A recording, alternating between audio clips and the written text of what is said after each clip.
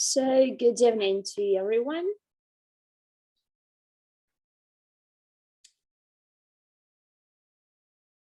So before we start, I'd like to say a couple of words about our today's lecture. So we have already discussed most interesting topics, most exciting topics.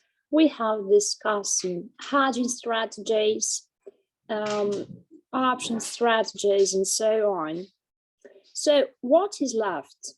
The most boring part for the majority of you, the remaining part is the most boring, because we're gonna have a look at some calculus, and without a proper mathematical reasoning, we will try to understand how to price a derivative, because what is the final goal of our course? We are not going to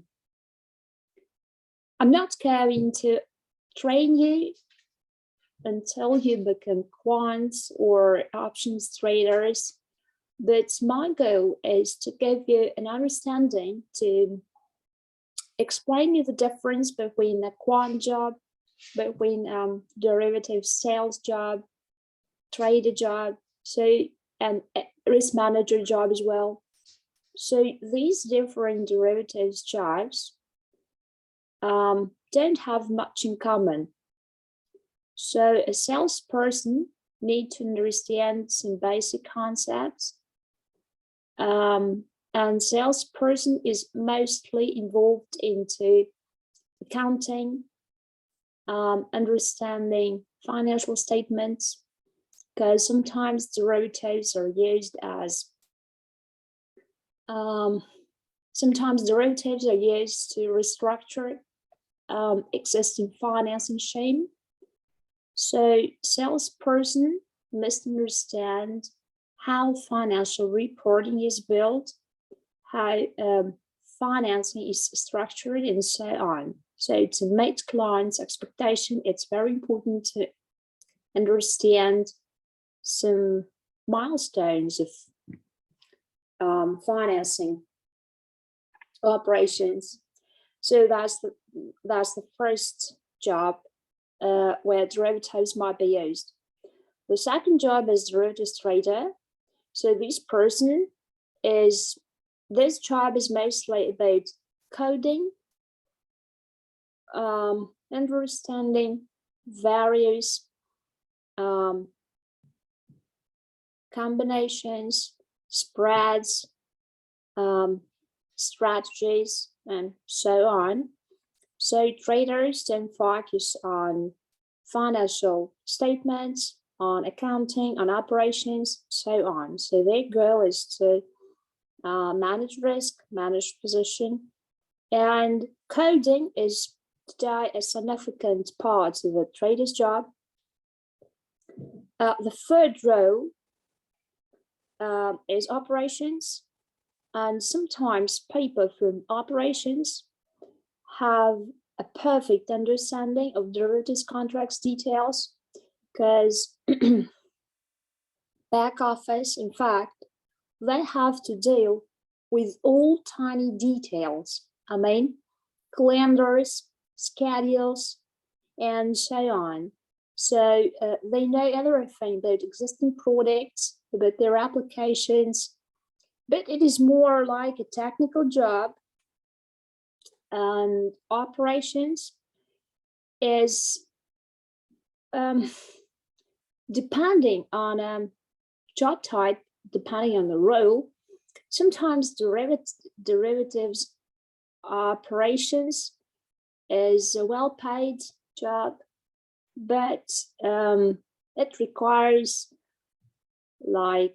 attention to details, good understanding of front to back cycle details. So it's partially especially like system analyst job.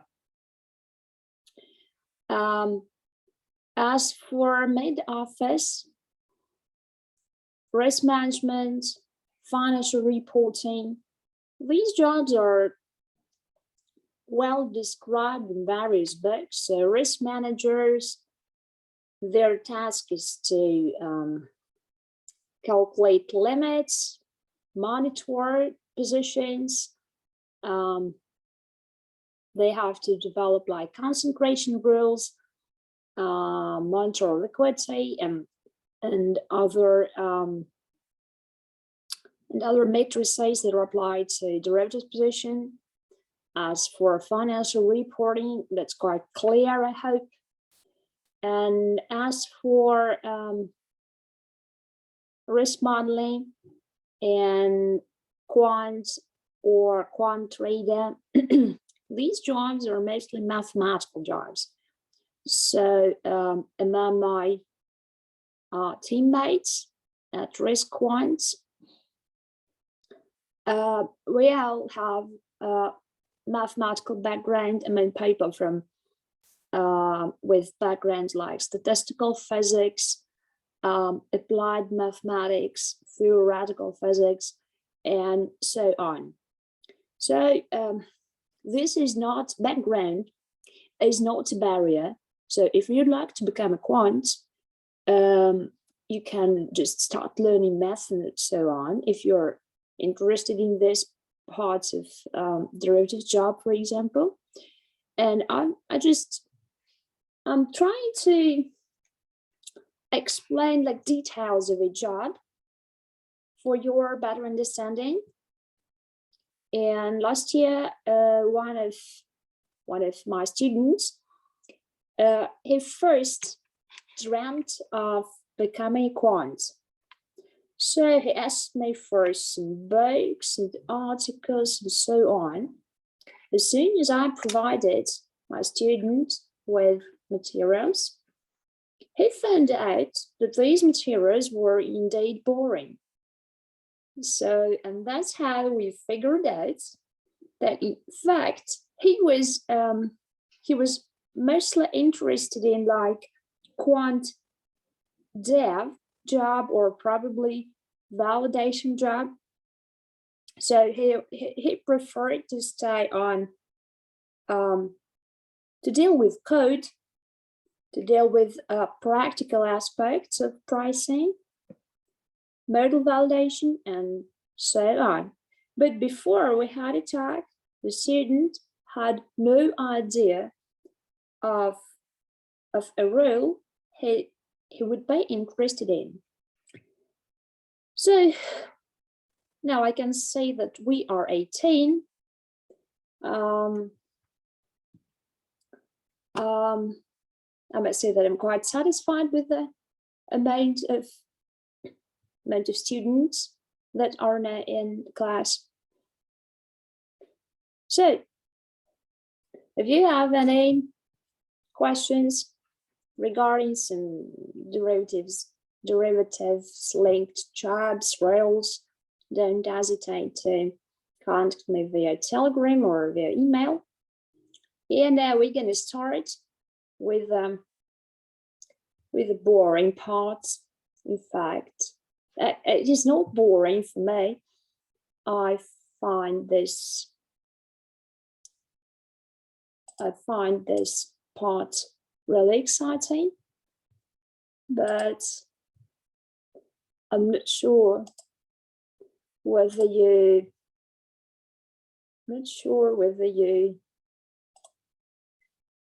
any of you will share my attitudes toward the Brownian motion. So, introduction to binomial trees. Why do we need this introduction? Everybody has already heard about the Black-Scholes formula. So why do we need any binomial trees if Fisher-Black has already introduced a perfect analytical model to price puts and calls. And as we proceed, we will find out that Black-Scholes model can be adjusted for equity, for dividend paying equity. We can adjust Black-Scholes model for look-back options, barrier options, like mostly all types of existing options. So if we have a nice analytical formula, why do we need something else? What binomial trees? Binomial trees, Brownian motion, that's something that came from physics. How can we apply it in finance? Why do we need just this thing in finance? In fact, when we use Black-Scholes formula or any analytical approach, we can only rely to historical data. We can only rely to info that has already been made available to us. What does it mean? Brownian motion. Have you heard of Brownian motion? So Brownian motion is a Brownian particle, a particle that makes sudden movements randomly within its path length, path distance, within its path or movement or length of path, distributed normally. So this particle randomly moves. So there is a certain probability for this particle to make a short move, a mid-size move, a big move, etc. So how can we apply this particle? Why do we need this particle? We can never be sure that what happened in the past will happen in the future. Nobody knows it. Probably there's something that will happen in the future that has never happened before, something unexpected. So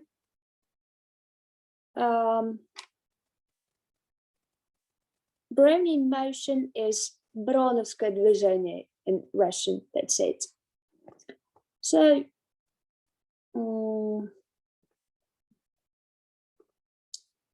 the basic difference, the most important thing that you have to remember from this course, any analytical formula, any Black-Scholes derived thing is based on historical data. It is based on what we have already seen. Every pricing, and we need to have this historical data to rely on. If we don't have any historical data, like for a new company or new class of assets like Bitcoin or any cryptocurrency, we just don't have enough historical data to price their security.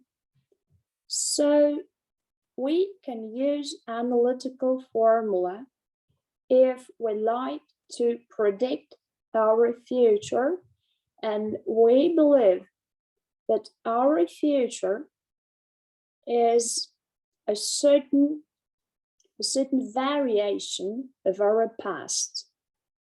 If we do believe that in our future we might face any unexpected case, something that we have never seen before, something that we have never experienced before, we cannot use this historical data, and to think about future, we have to fantasize. To fantasize in mathematics means to apply any, we have to introduce a source of randomness. If we like to fantasize, we need a source of randomness. Thus, the Brownian motion serves us as a source of randomness. And in practice, when we deal with pricing systems, famous pricing systems like Calypso, or Murex, or Numerics, all these pricing systems are based on Monte Carlo simulation. They don't have Black-Scholes inside. They generate random path. They average these random paths, and they provide us an outcome. This is why we have two completely different approaches: fantasizing about our future and using our past to predict our future. And this is why we have to learn two different approaches to valuation. So this was a very long introduction, because unless I provide this introduction, it would be absolutely, it would be completely impossible to listen to all these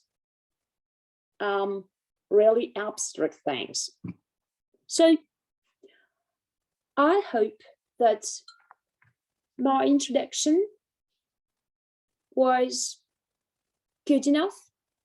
And in fact, in my job, I mean, the one that I do as an employee, I have to deal with the analytical approach. I have values that I predict using big stochastic differential equations.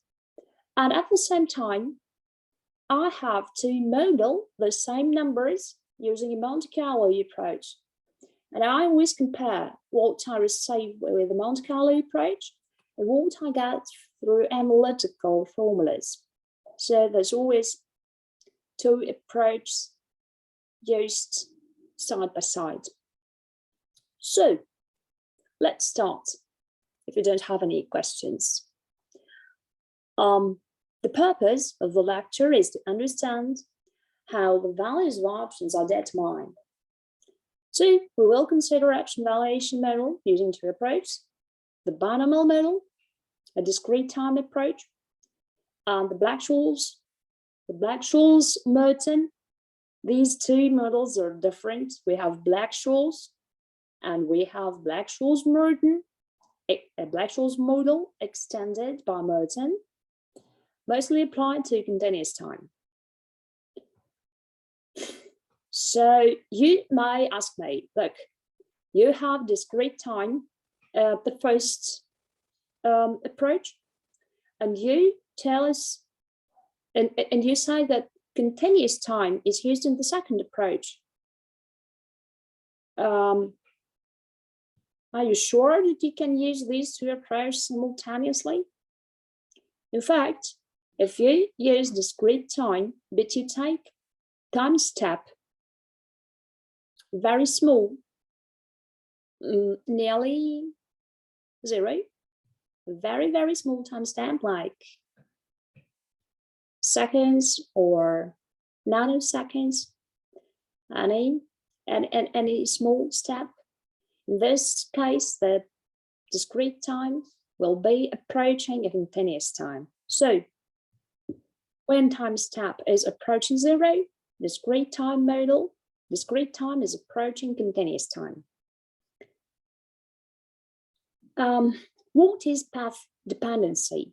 Path dependency is what differs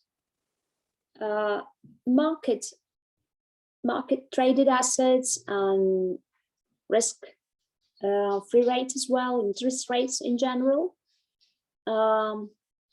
is that when we deal with when we deal with the Brownian motion with a Brownian particle or any Wiener process. For Russian speakers, Wiener process is Wienerowski process. So we deal with a particle that does not remember its past. It does not remember itself. A particle moves without any memory. It doesn't remember where it was a step ago. No memory. When we deal with an option, with a path-dependent option, with, for example, a look-back option, an option which payoff is determined according to a series of its values that it took during a certain period of time, we have a different class of systems. This system does remember itself. So when we talk about path-dependent options, it is something in general that differs greatly from Wiener process, but there is a part in its movement that can be described with a Wiener process.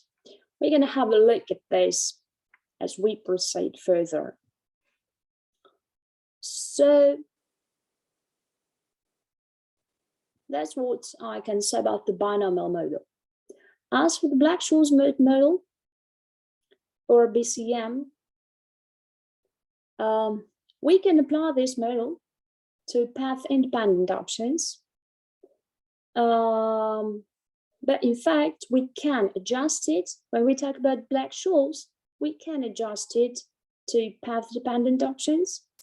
When we talk about Black-Scholes-Merton, we basically are unable to adjust it to path-dependent options. So we're going to have a look at this.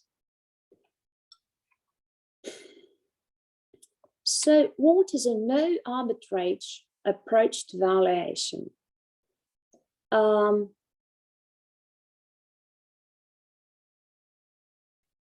is an arbitrageur? An arbitrageur is a market participant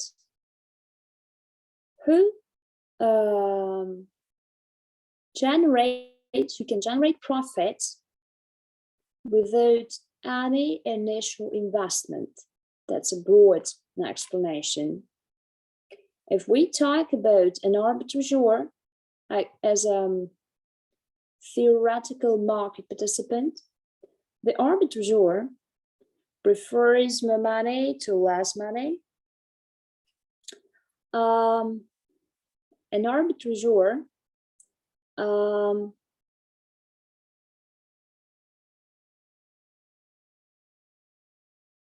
prefers a portfolio with no future liabilities and positive cash flow today. Arbitrageur often borrows the arbitrage profit to capture it today, and if necessary, may borrow cash or an online. So borrowing is possible. That's an important detail. So arbitrageur is profit-seeking market participant who has basically no initial investment. So what is the no arbitrage process? We believe, when we say no arbitrage, we believe that the appropriate price of an option is the one that makes it possible for any party to earn an arbitrage profit. So if I enter in any options trade, there is no arbitrage opportunity by entering some other assets. Like if I enter a put option, there is no arbitrage opportunities by entering like short short assets, long bond, short call. So, I mean, these two portfolios are equal. I hope you do remember a put call parity, what we discussed on Saturday. So this is impossible to earn profit by entering two positions, one short, one long, bearing in mind that one position will generate profit during a certain period and can be exchanged with a short position just to take this free cash.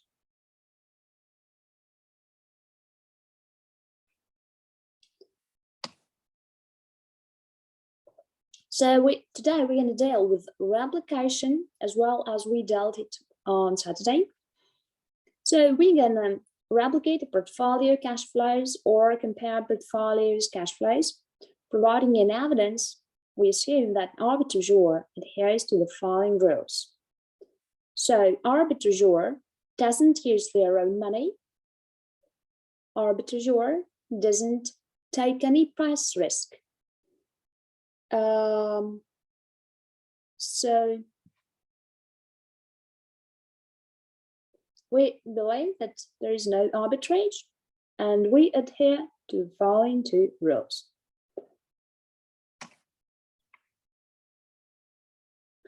I hope that you have already learned the law of one price, but we have to, I made a flashcard here.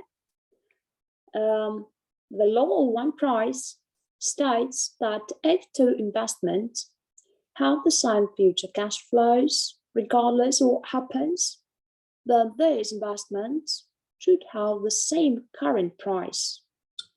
If I know that asset A and asset B will cost $100 in 1 month time, it implies that asset A and asset B present values should be equal to their discounted future values, and if their future values are equal, their discounted future values should be equal, because we are operating on the same market and we have the same discount factors. So their present values must be equal as well. So what are our key assumptions when we talk about the law of one price? So replicating instruments are identifiable and investable. There are no market frictions, no transaction costs, no taxes. As I've told you before, this is absolutely not true. This is unrealistic. We have significant transaction costs, and sometimes we can generate profits by avoiding some taxes. So taxation is a nice source of additional profit for private wealth manager, but we're not going to talk about these details during this course. The third point is that short selling is allowed with full use of proceeds. What does it mean? In fact, if I'd like to short sell an asset, I might be required to post a fraction of sales proceeds as margin or as collateral, and I won't be able. So if I short sell a stock for $100, it might happen that I can use in real life, I can use like only $80, and 20 gonna be left as margin or collateral or something. So in our theoretical world, short selling is allowed with full use of proceeds. If I sell something for $100 US, I receive $100 and I can reinvest these sales proceeds. The underlying instrument follows a non-statistical distribution. Well, in fact, this is absolutely unrealistic because it's very difficult to build a correct distribution based on historical data. It's really difficult to find the correct period of time because we have log normal distribution, we have student distribution, we have any skew distribution, we have lots of distributions. And if we took different periods, we can say that the same asset can be described with different distributions. But here, we do believe that the underlying instrument follows a known statistical distribution. And the final note, the fifth point, the fifth paragraph is that borrowing and lending at risk-free interest rate is available.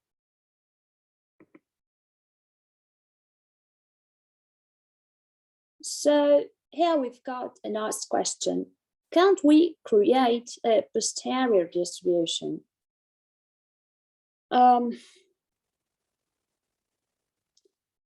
We can construct various distributions. I mean, there are lots of ways to build a distribution, but if you have a look at any traded assets, you will see that there are certain periods, and if you, depending on a range you'd like to select, depending on your ideas, what you expect from future, you will get various types of distributions. So once we have modeled with one of my students various distributions to get the best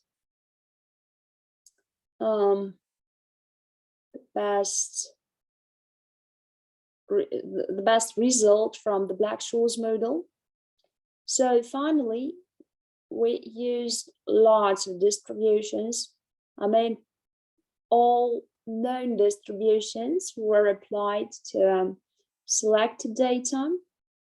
And I don't remember the exact name of the distribution, but it was one that was used to describe tsunami waves.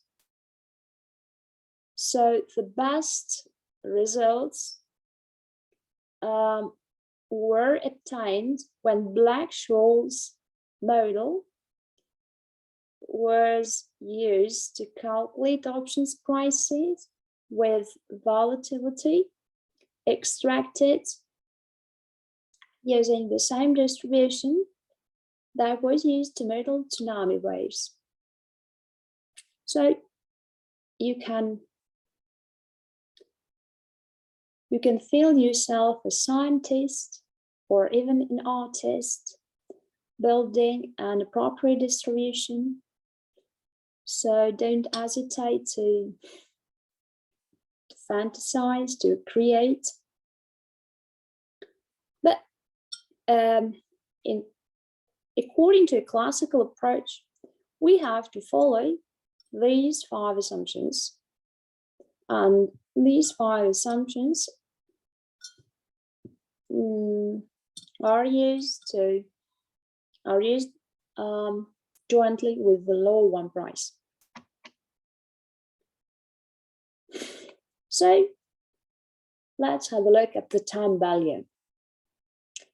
At expiration, the call and put values will be equal to their intrinsic value or exercise value. That what we have discussed, we have already discussed. As European options cannot be exercised until expiration, they don't have exercise values prior to expiration.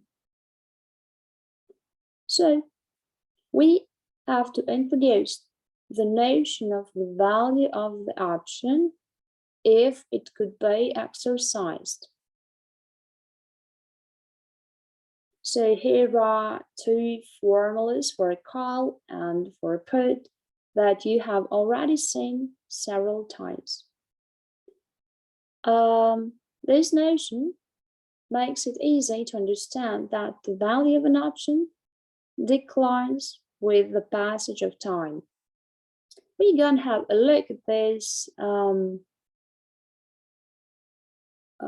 property as we reach the end of the course and as we move to Greek's partial derivatives, partial derivatives from the price. So option values contain an element that is known as time value. So if the value of the option declines with the passage of time, we can say that option value contain an element known as time value, right? If I have something which value decreases as time passes, it implies that this something has a time value.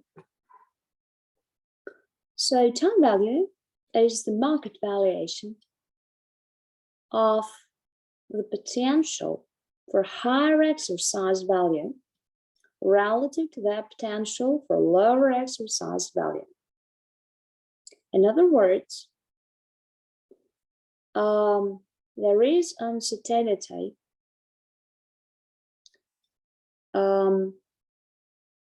if I'm not sure whether I will win or I will lose. There is a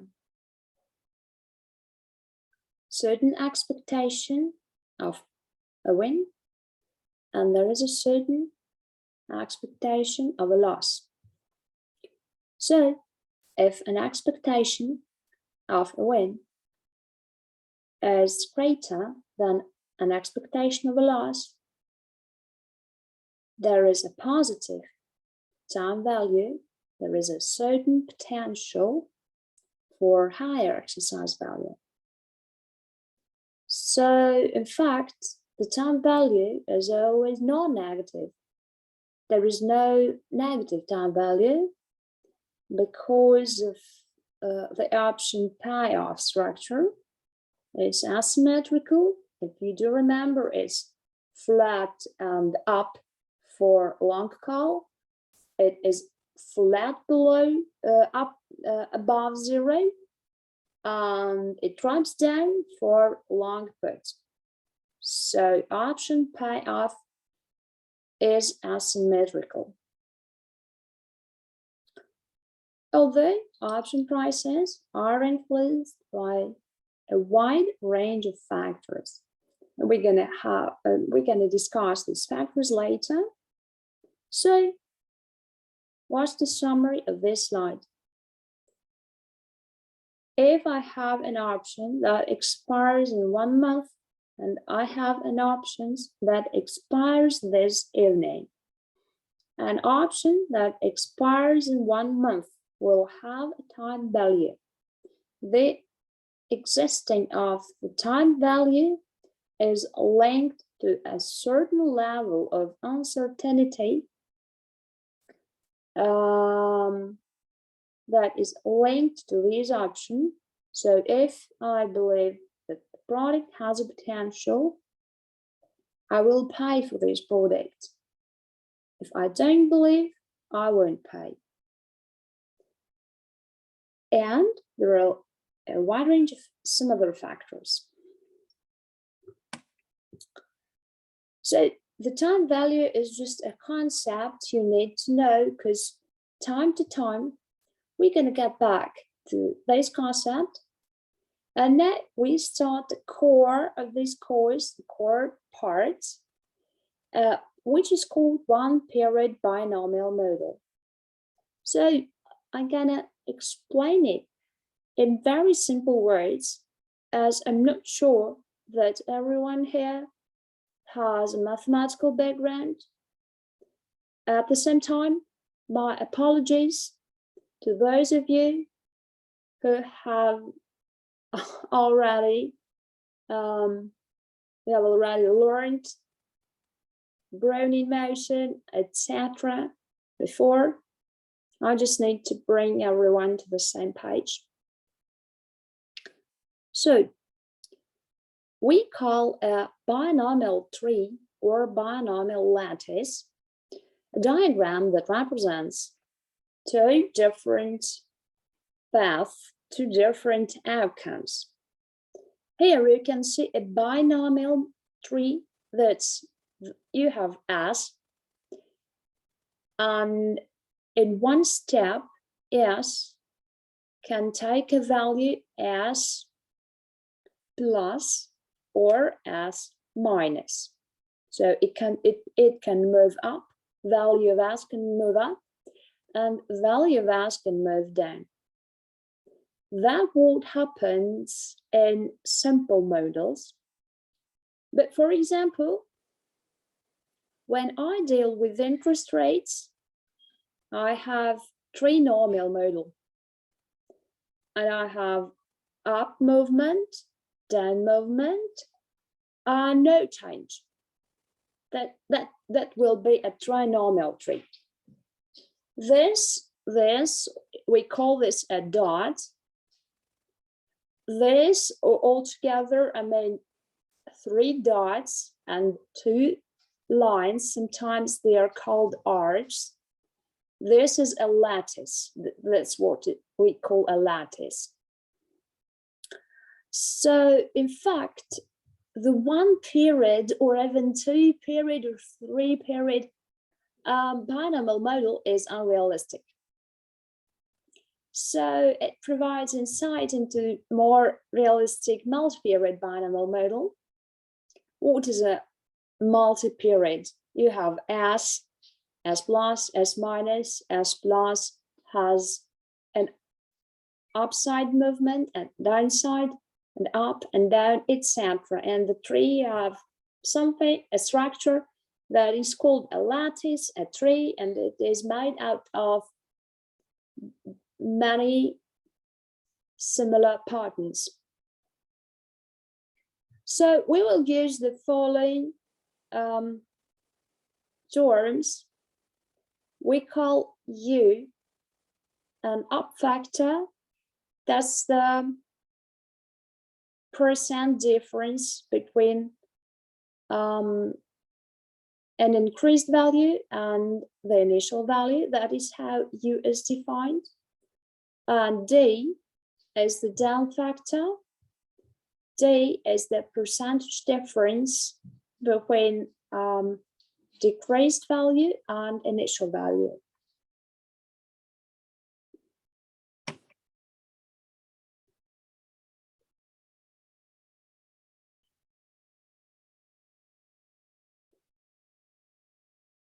So we use, let's consider at least 2 period model.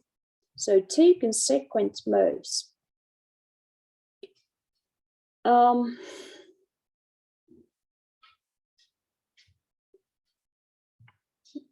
Plus means that there is an up movement and another up movement.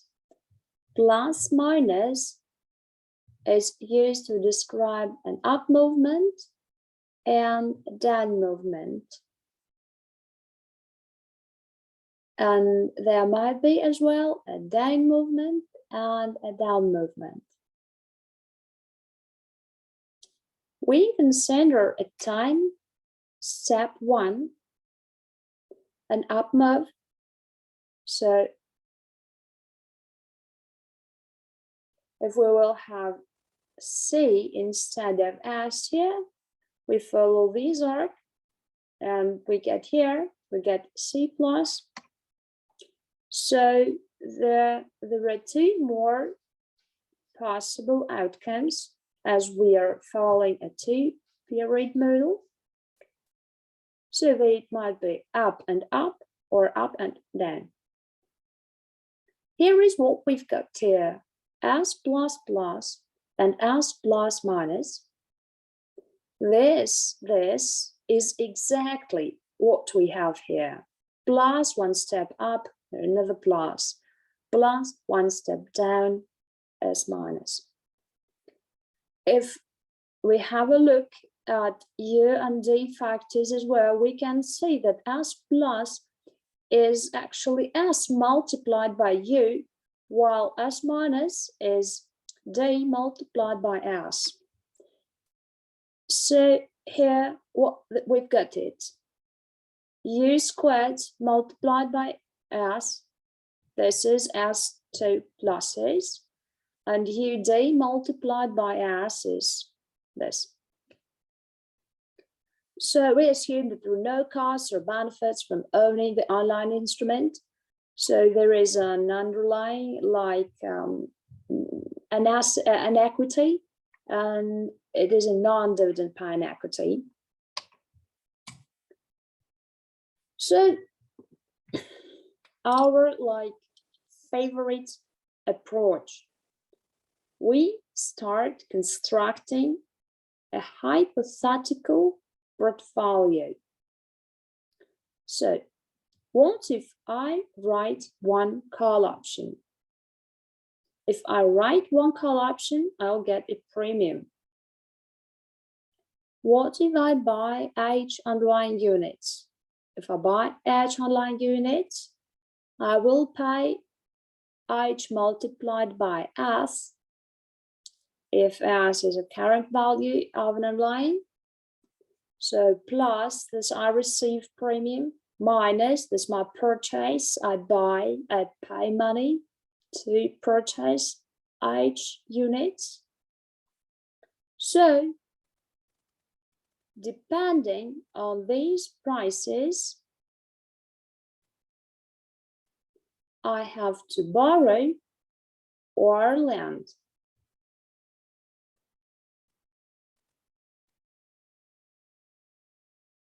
Why do we have here minus and minus and here plus and plus? Because when we start from the initial point, when we start from here, we can reach this point or we can reach this point. Okay. Why do we say that this part is equal to these parts? Do you remember that what we have discussed before when we were talking about time value? That if we have something that cost that has future values equal, it means that it has the same present values. Vice versa, if I have something that costs $1 today, in my theoretical model, in my risk neutral world, that what is important, I have this. That's very important to bear in mind that in this particular case, a downside movement is not linked with any additional risk or something that differs. Sorry. That differs from reality.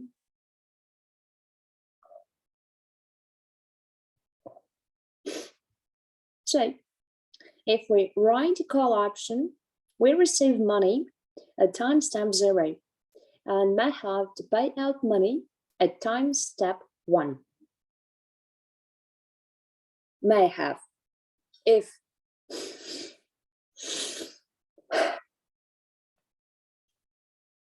when will we have to pay out money?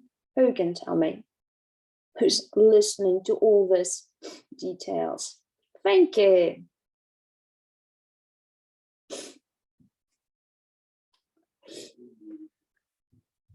So, can you tell me, please, when we have to pay out money at time step 1? If we start, time step 1 is this. This is the time step 1. This is the time step 0. We're standing at 0 point now.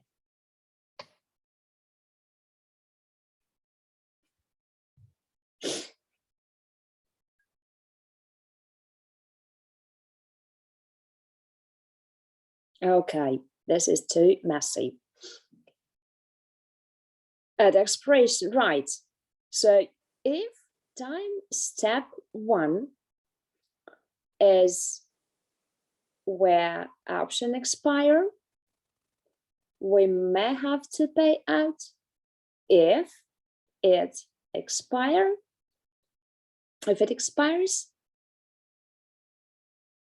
in the money, because we are option writer, we receive premium, we have received premium, and if the option is in the money, we'll have to pay.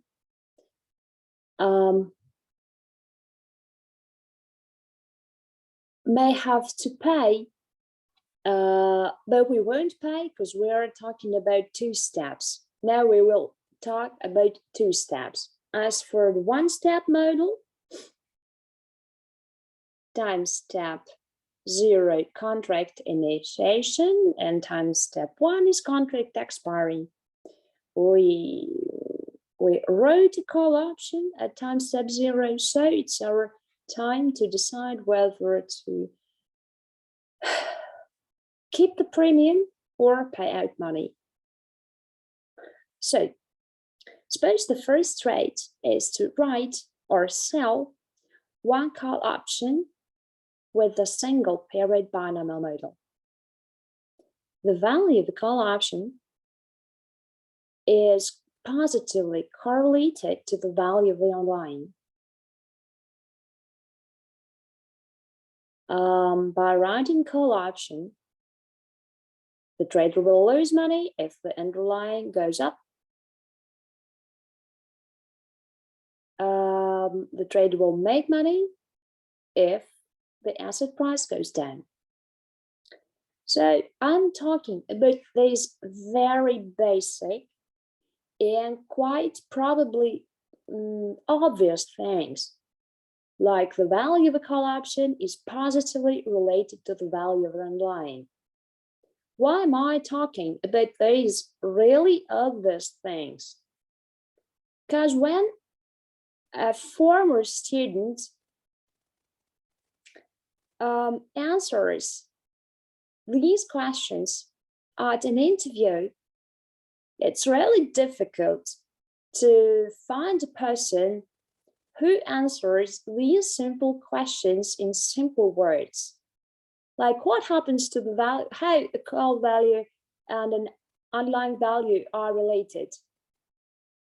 Nothing, like silence. And that's why I put emphasis on these simple things. No one would like to ask you about, like, could you please derive a Kirsanov theorem? Could you please, like, write the Ornstein-Uhlenbeck equation and solve it? No. Mostly questions on interviews are quite simple, so it's very important, if you're interested in any chart that's linked to derivatives, know by heart this simple concept. So let's continue. So we have a position, we know that call option value is positively linked to the value of underlying. So to execute a hedge, we will need a position that will make money if the underlying price goes up, right? So I write a call, I lose if price goes up. If I'd like to hedge it, I need a position that makes money if underlying goes up. So to avoid losing my money, so the second trade needs to be long the underlying. If I purchase H units of underlying, where H is the hedge ratio, I will have an opposite position, a hedging position. Okay, bear this in mind.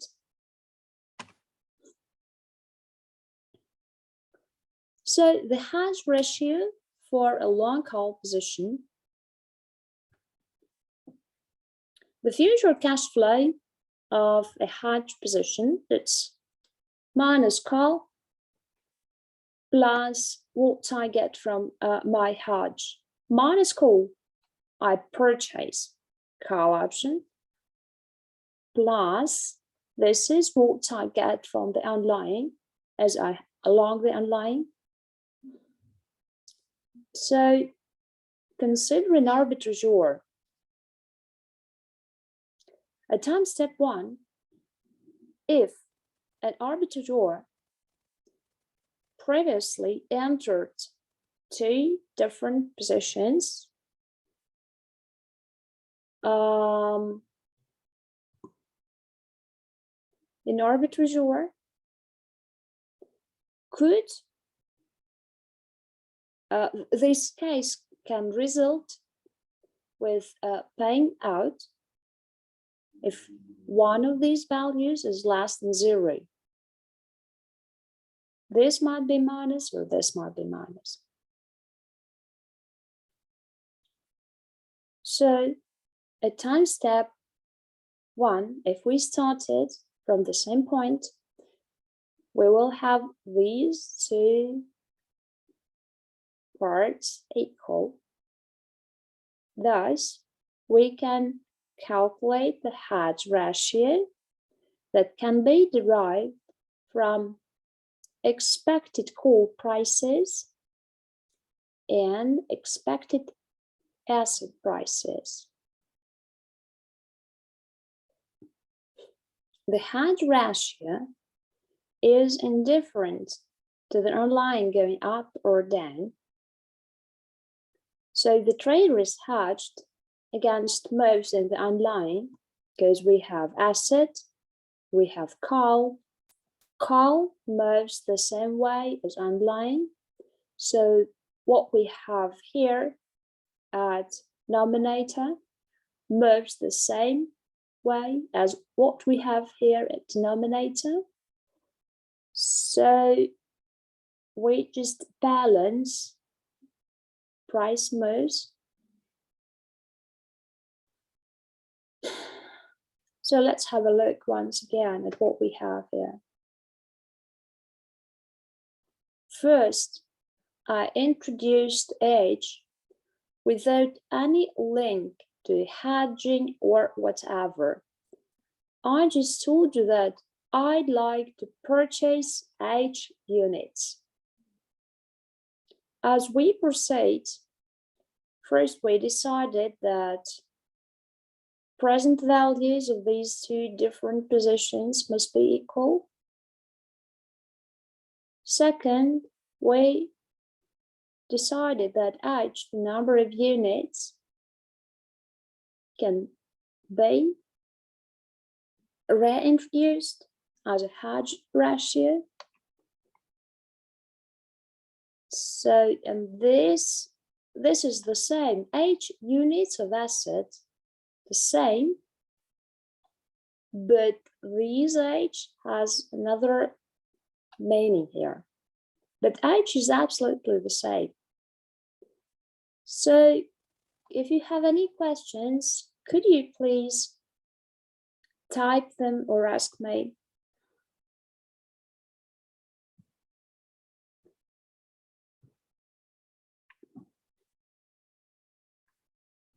Okay, it must be too simple or too difficult.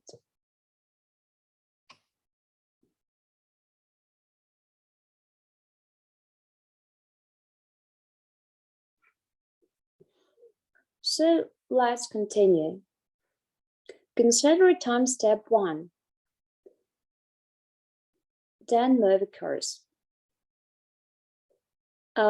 First, we write a call option. We purchase 8 units of online. We borrow or we lend a corresponding amount of money. This amount of money is what we have to spend on purchasing online. But we don't have to borrow this amount of money that is equal to call premium because we have already received it because we have just written a call option. Consider an up movement. We have the same thing basically. We write a call option minus. We have to purchase units and we borrow or lend an adjusted amount of money. Why do I say borrow or lend? Because it depends on the sign of what we have here in parentheses. If it is positive, we lend. If what we have here in parentheses is negative, we borrow. So, trader will purchase 8 online units and finance the present value of the net cash flow. The net cash flow is 0. And we buy 8 units. So, if we finance today this operation, this is equal to this, must be equal to this because we start from the same point. So the only thing that is unknown is if the finance term is positive or negative, whether we borrow or lend. But the sign depends on prices. What is the price of a call? What is the price of an asset? As for present value, we can say that we multiplied by a discount factor to have the present value. So look, time step 1. We are at time step 0. So if I'd like to see what I have in future at time step 1, I have to discount what I have here to present, and that's why I have present value of this. And present value of this, what I have in parentheses, is what I have in parentheses multiplied by discount factor. In this particular part of the course, we take the simplest discount factor possible. Just this is the discount factor, where R is a risk-free rate per period. So it's the simplest discount factor ever.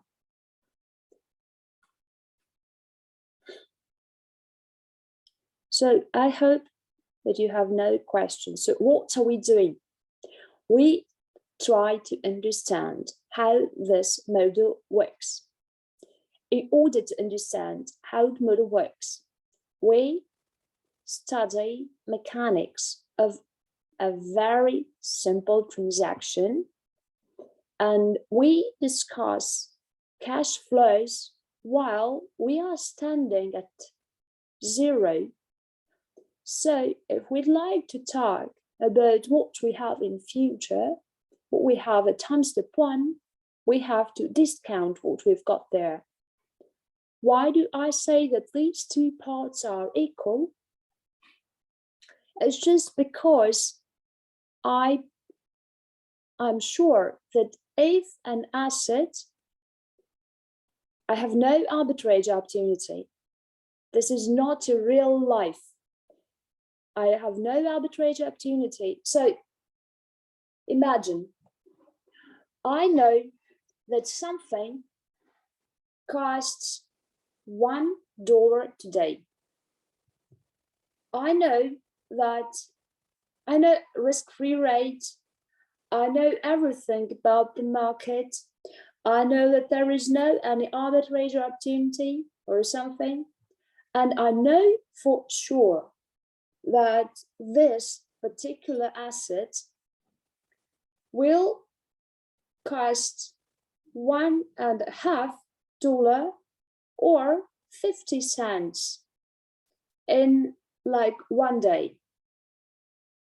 If I know for sure that something will cost me 1.5 or 0.5 in one day, I can say that the future value of this discounted to present value must be equal. These two parts, they're just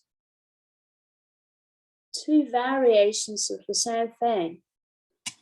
So if, look here, if the asset will go down, if the asset price will go down, call option, an opportunity, in this case, what will happen to a call option price if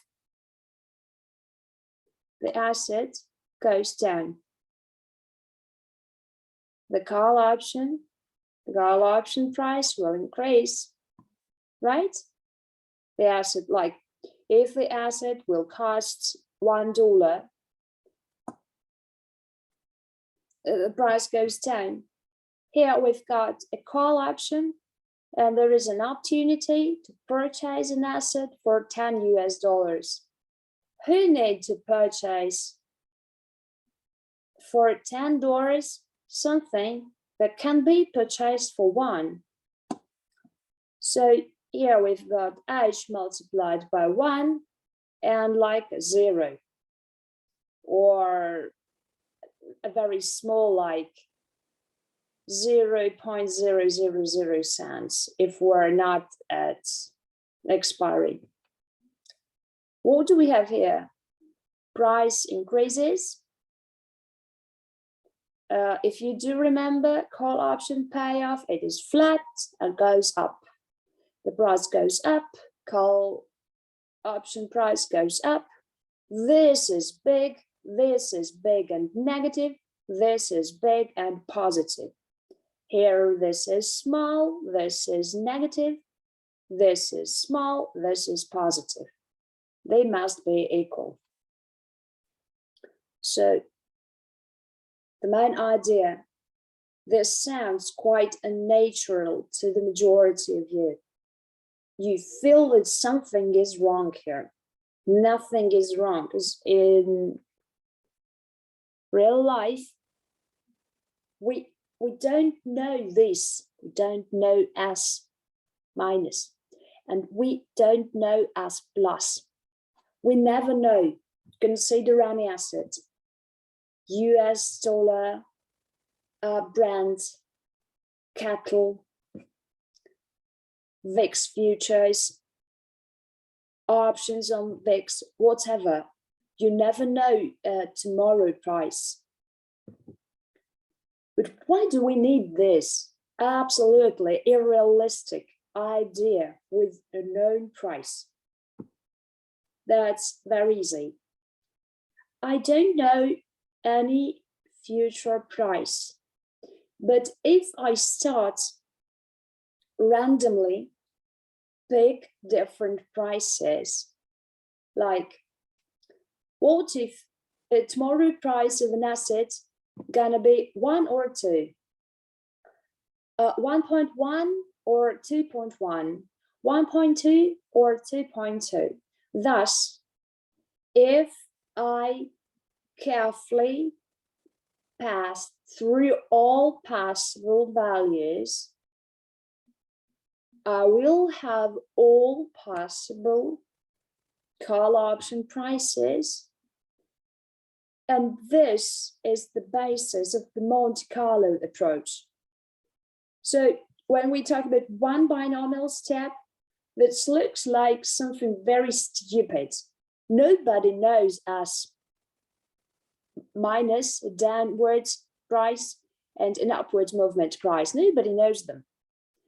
But if I have a probability of each price movement, and if I make like thousands of different binomial lattices, different paths with a given probability, I can make a prediction.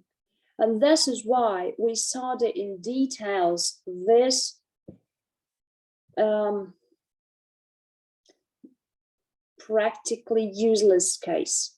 So one case is useless, 1,000 of similar cases can provide us insight into an asset future price. So what we've got here, finally, we reach a no arbitrage single period binomial option valuation model. So the value of that portfolio at time step 0 should be 0, or there is an arbitrage opportunity. That's quite correct. This is why we get there where we have it time step 0, call plus asset minus present value of what we got at time step 1, the future value. So if there is no arbitrage opportunity, we cannot take this position and wait and exchange with a profit into this position at time step 1 or vice versa. So what I have now is equal to a discounted position that I will have at time step 1. And I have two equivalent equations for upward movement and for downward movement. So what conclusion can we obtain here? In green, that's what we achieve. The call price, this is a call price, a very incredibly simple. Price of the call is equals to a number of assets purchased and their price at time 0 plus discounted value of what we will get at time 1. We can express this using an upward movement or downward movement. At the same time, you can ask me, but how can I get C minus and how can I get C plus? Do I know them? You do. Look what we've got here.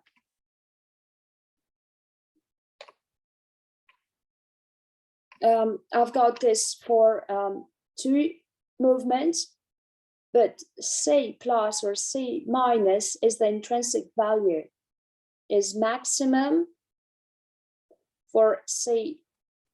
For 1 period, we'll have C plus equals to maximum out of 0, C plus minus strike.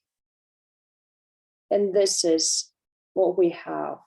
So C depends only on intrinsic value. Or I've got this here. This is C. This is the value of the call option. So this particular formula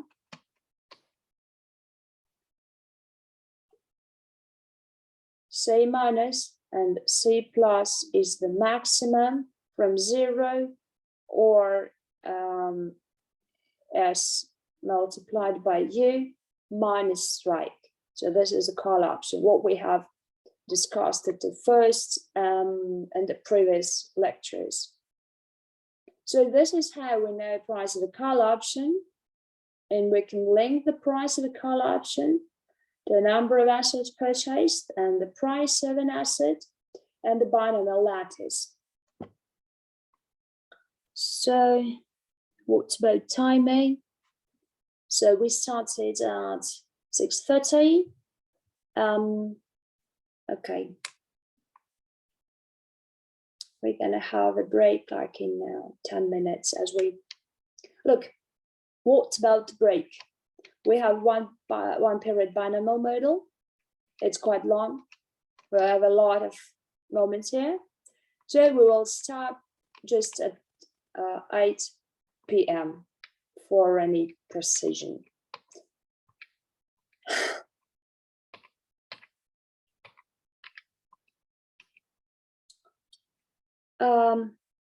So what are we going to study here?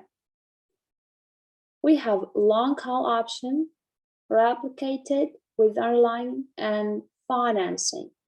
This is what we have already discussed. So this is one more slide to make it clearer. The question is, what trading strategy will generate the payoffs of taking a long position in a call option within a single period binomial framework? So in here we've got terminal payoffs, what we've got at time step 0, what's our strategy, what do we do, what payoff we get, the net. That's what we have already discussed. It's just formalized structure.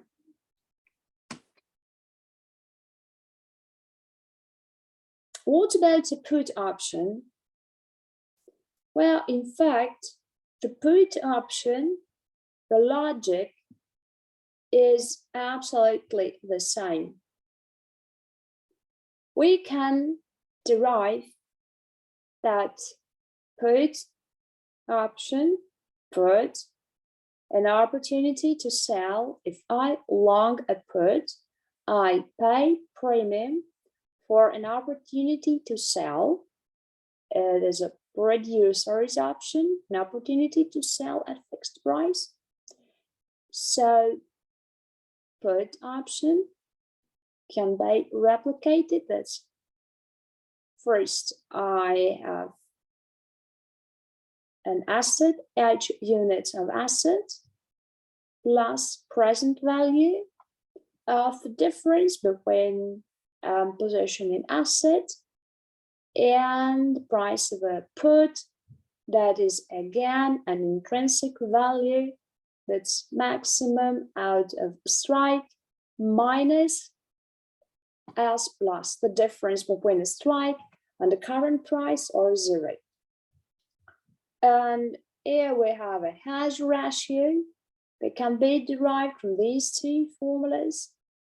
The same thing, the present value, PV, and this in parentheses equals to what we have in parentheses multiplied by a discount factor. And a discount factor is this. This is a discount factor. When we say PV and parentheses, it means multiplication by discount factor. So to replicate a long put, if we are an arbitrageur, we will short sell their line and land a portion of the proceeds.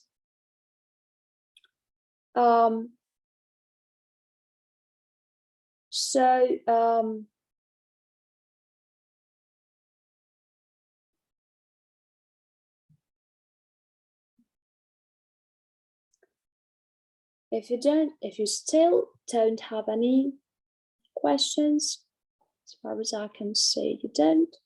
Can you tell me whether you are interested in having a look at a Python implementation of the one-period binomial model?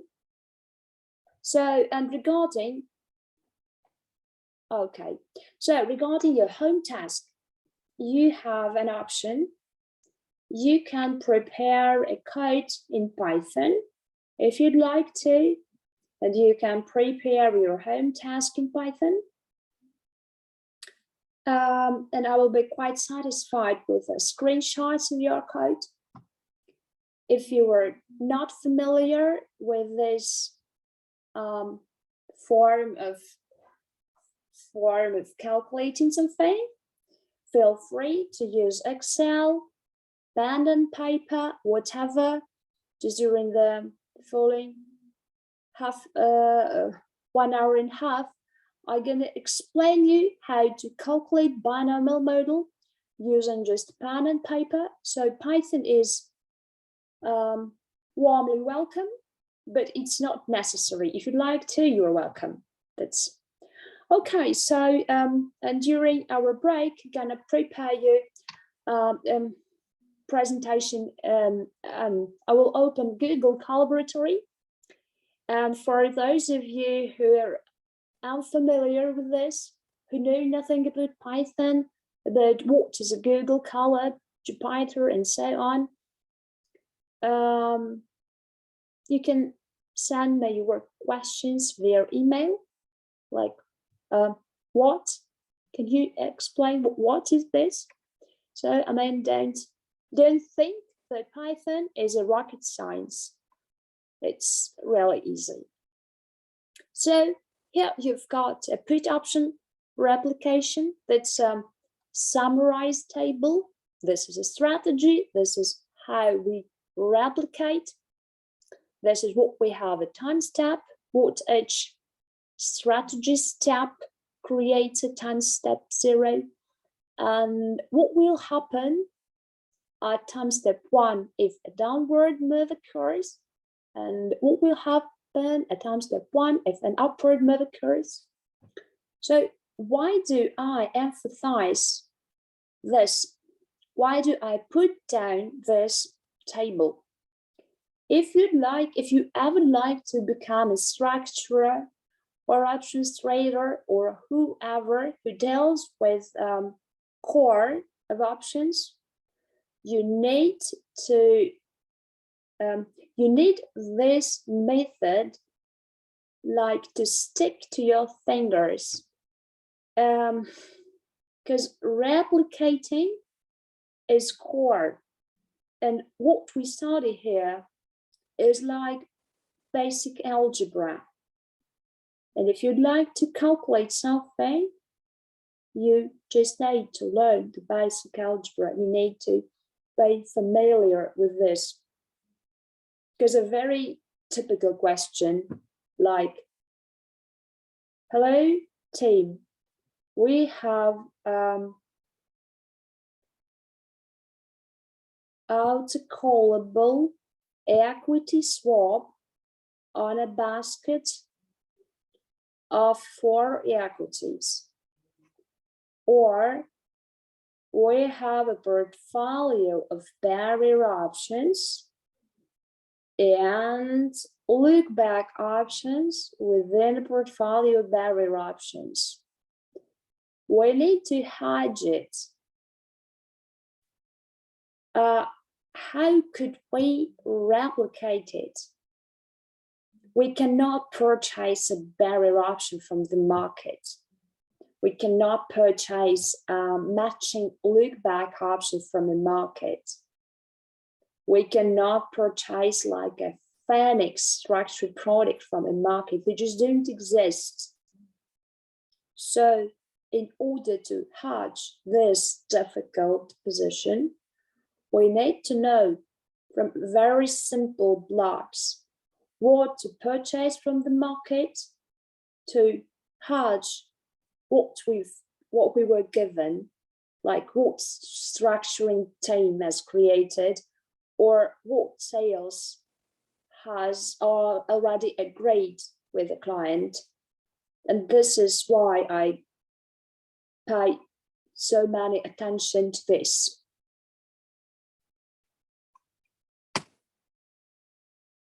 What do I've got here?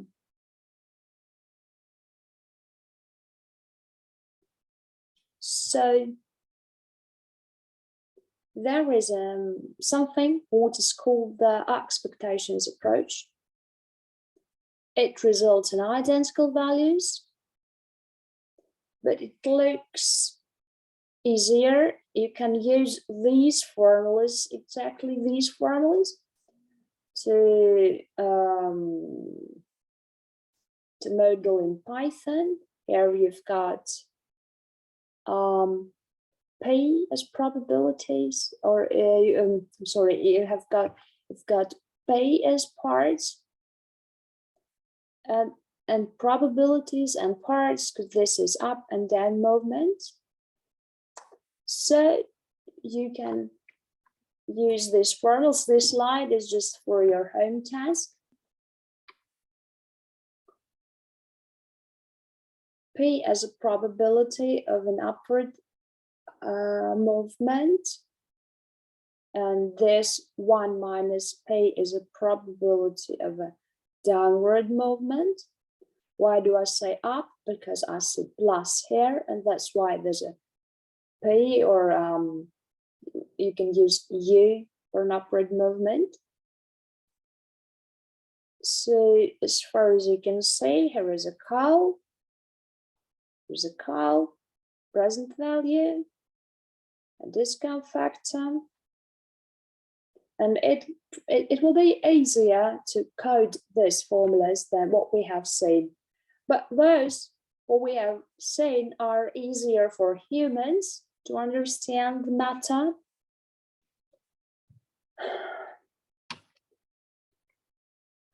So these details, I put these details here to make it easier for you to prepare home task. So P is defined as follows. That's a probability. Look, F, V. So you can see R, right? You can see R. Depending on R, we can have different values for PV. Here, we've got this here. So this is a present value, this is a future value. So to get present value, we discount. To get the future value, we multiply. Some of you might be a bit surprised, but we often say a discount factor, and this is a discount factor. And when it comes to this, we call it inverse discount factor. We don't call it a multiplier. This is an inverse discount factor. I mean, this is a slang, a jargon, but that's how things are. So look, the probability of an up move is defined as follows. So here I've got inverse discount factor, D. Do you remember what D is? D is the size of a downward movement. This is S, D.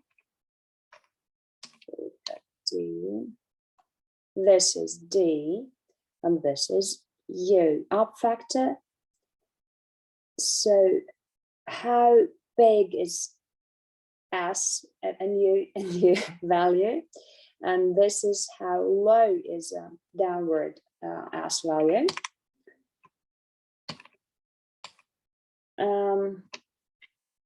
So here we've got D, here we've got U. So the option values are present values of expected terminal option payouts. And this is how expected terminal option payouts can be defined.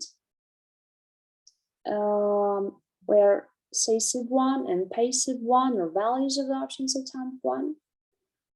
So to make things more difficult, we can use this.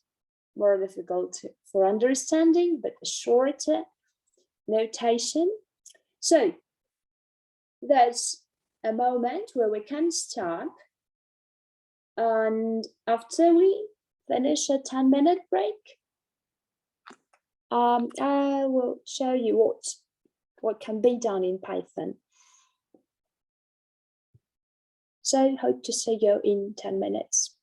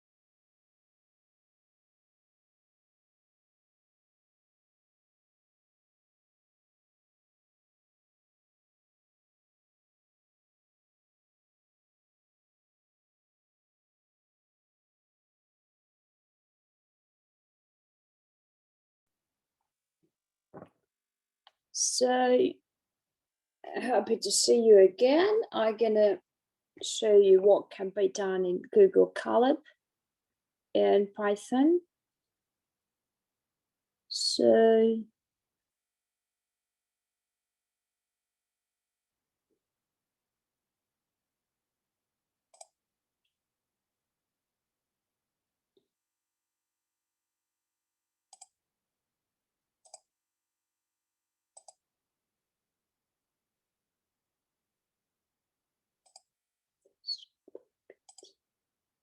So look what we've got here. So first of all, I'd like to show you that there is nothing difficult in creating a Brownian motion in a very simple Google Colab framework. So what do I've got here? A very simple, I import a couple of libraries. I define a class. There's a path I simulate. Some modal parameters. And here I've got a plot. We're gonna work with this simulation later as soon as we proceed with the Brownian motion. But look, I've got 100 paths. What if I make 10 paths? What will I have here? What will I have here? 10 paths. So you can see that I've got, what if I make like 5 paths? Even smaller. Look, that's very interactive. Very simple. So what about initial price? 100. What about drift? What if I make it like 0.5? When you, what I do here, that is called a numerical experiment.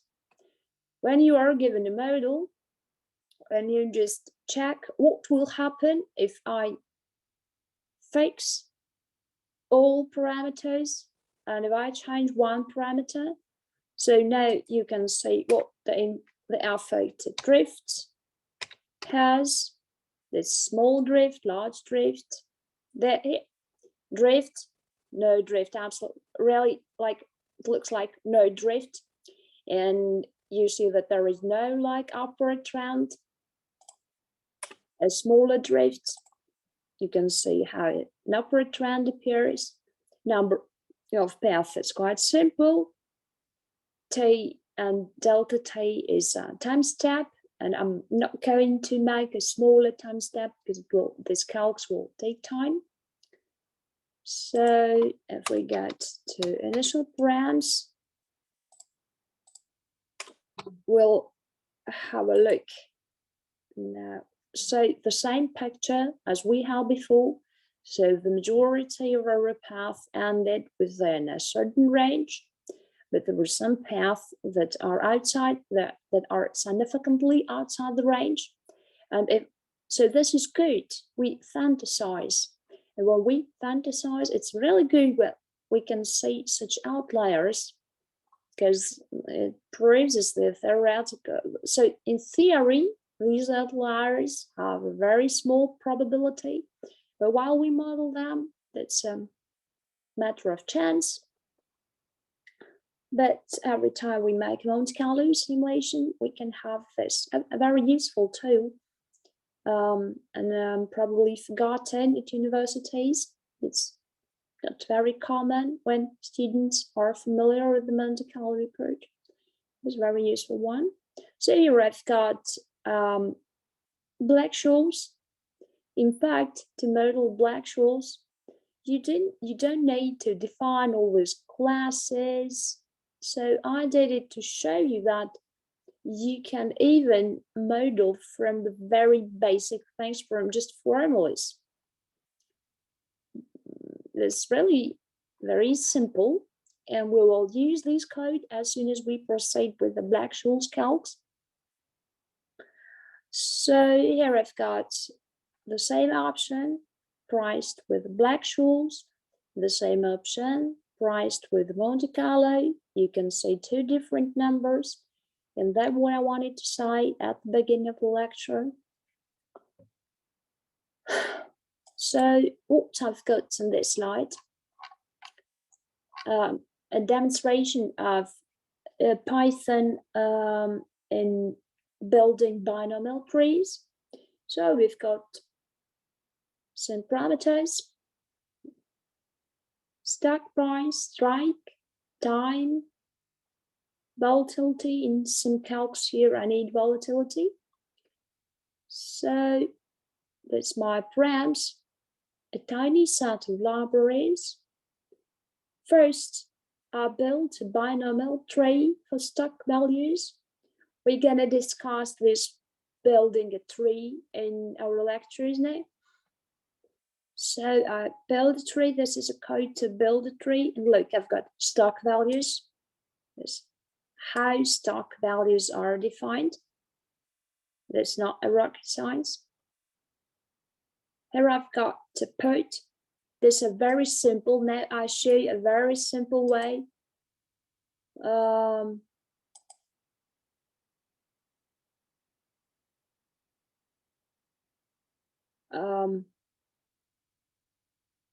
The same, put values, but you see nothing. Here we had so many formulas, we defined so many things. That's a black shorts. What do we have here? So small, so simple, no black shorts, like no volatility, just simple put values. That's a binomial tree. For options and payouts, the same thing for call values. That's what we have discussed. But we have discussed the 1 period and 2 period binomial models. Here I've got n period binomial model. So this is a graph-based tree plotter.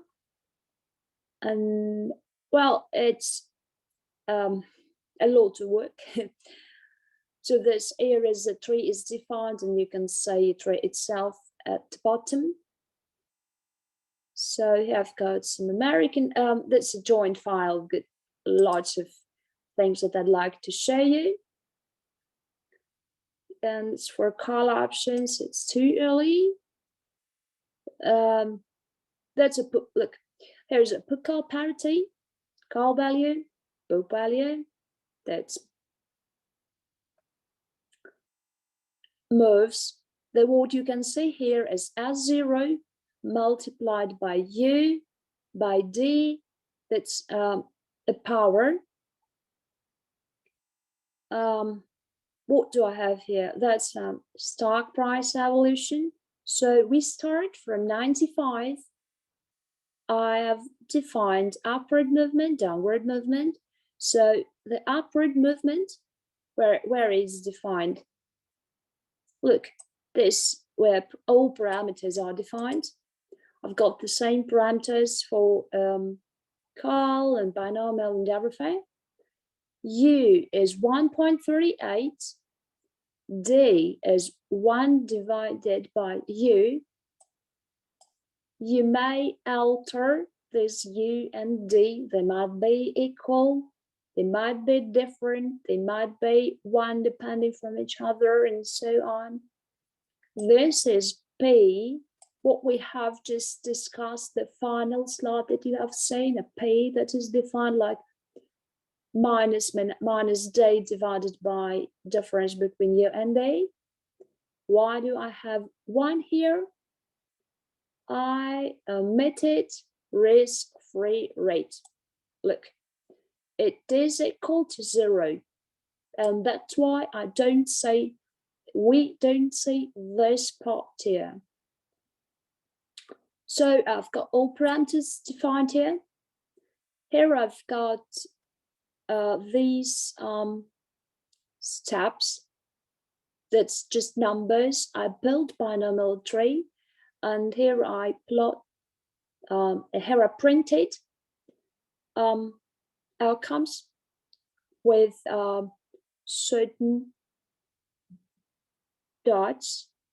Dots is where the binomial tree starts to stop. So this is a stock price evolution. We start with 95. Its price can go up to 131.10 or to 68.84. Second step, there's a up movement, followed by an up movement, the upper row, up movement, followed by down movement, or a down movement, followed by an up movement, and two consequent down movements. As soon as I have 5 steps, this is 0, first, second, third, fourth, 5 altogether, but the final step is the 4th, not the 5th. This is the binomial tree in table, and finally, what we've got here, the binomial tree, as it should be. You can see here is 0, the initial stock price, multiplied by U parity, 2 upward movement, and D in 0 power, no downward movement. And this is an expected stock price. I intentionally do not provide option values on this tree. I've got these option values in a table. I've got even more here. I've got some payoffs, probabilities, and everything. And the step, because if I'd like to put payoffs and probabilities on the tree, you just won't be able to see anything. It will be just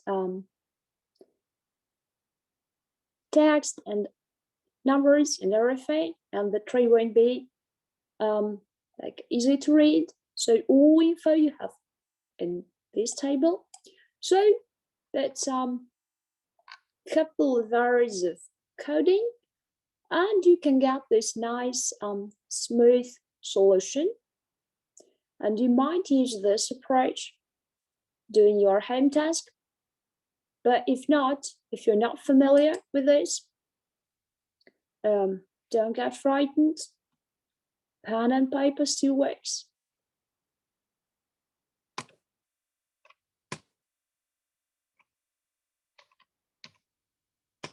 So what about pen and paper?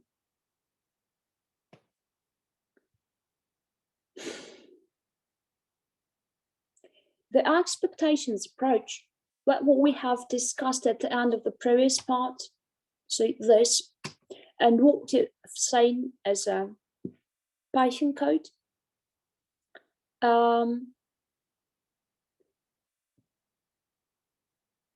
So it differs from the discount cash flow approach because the discount rate is not risk adjusted. It is a neutral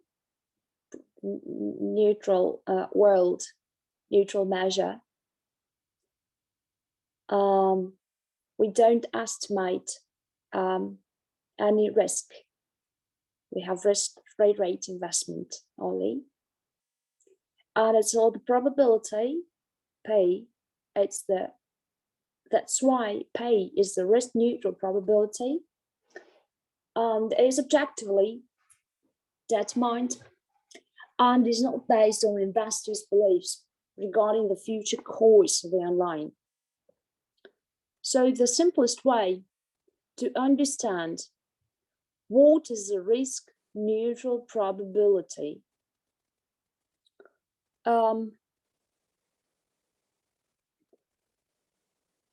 what if I offer you to play a game? We flip a coin. We toss a coin.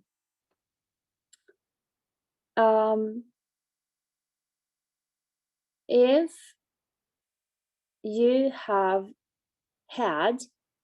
If you toss a coin, you have a head and a tail. Орел и решка, head and tail.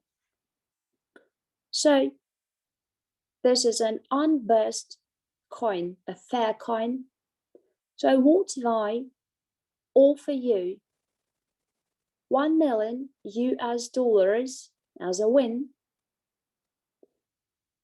Or instead of playing the game, you can take like 200,000 US dollars for sure. So you have an opportunity to take 200,000 US dollars, or you can reject 200,000 US dollars and play a coin game. If you win, you get 1 million US dollars. If you don't win, if you lose, you get nothing. So mathematically, a probability in this game is 0.5. In fact, many of you would take 200,000 US dollars instead of playing the game. So the real world probability differ from a risk neutral. At the same time, an example from the market. Financial or credit risk analyst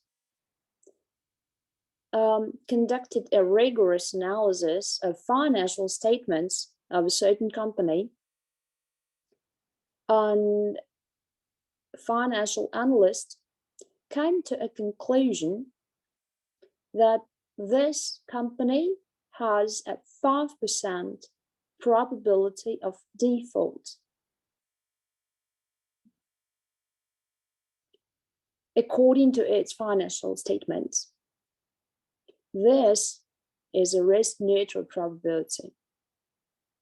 In fact, this company, there are single name CDS that are traded and covers this company. They offer a 7% premium. 7% is a real world probability. So in this particular case, pay is a risk neutral probability.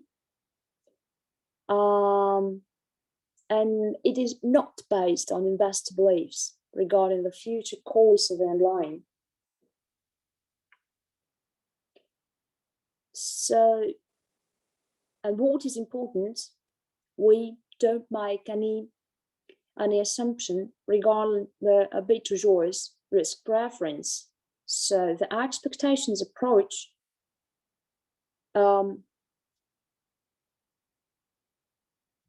is based on a belief that no risk preferences exist. Arbitrageur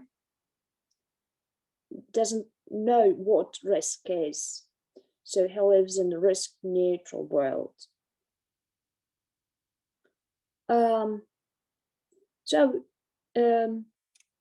recommend the expectations approach to calculate your home task, because in fact we're now not experienced enough to deal with real world probabilities. We're gonna deal with risk neutral probabilities, and training, it's a good approach. So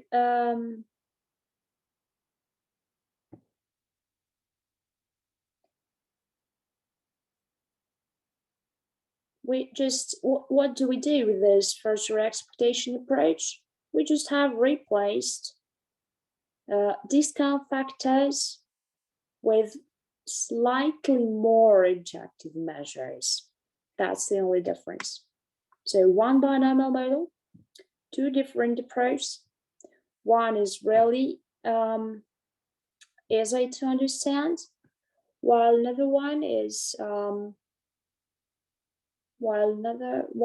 like easy to be used in calculations. A very small example, single period binomial call value. Here we've got a non-dividend paying stock. The stock price is 100 euros. We have 1 year call option, a periodically compounded risk-free rate equals to 5.15. We have the exercise price equals to 100 euros. So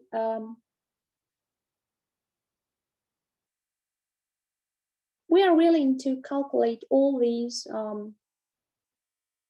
values that we have discussed. So S plus, what we have here, the initial price S sub 0 is 100, U 1.35, 100 multiplied by 1.35 equals to 135. That's S plus a result of an upward movement, while downside probability is equal to 0.74. So a downward movement results in 74 euros. If we like to price a call option, that's the intrinsic value of the call option, that's the S plus minus strike. The strike, as I've said, is equal to the exercise price, or the strike is 100 euros. So a payoff for a call in the case of an upward movement equal to 35 euros.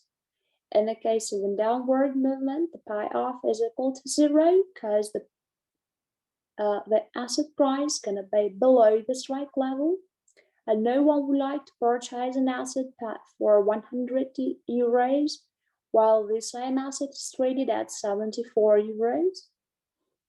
So the hedge ratio in this particular case is equal to 0.57.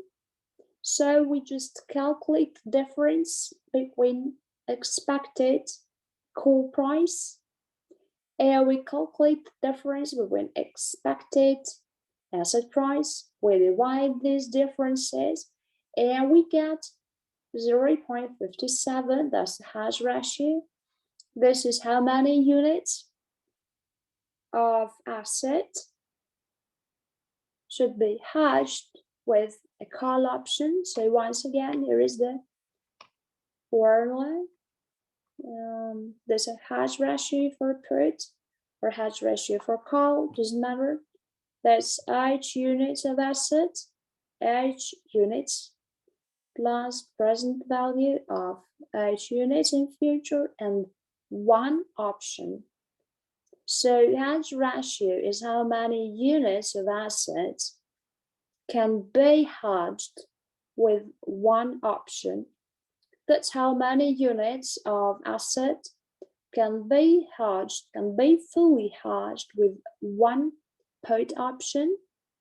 And here is an amount of assets that can be hedged with.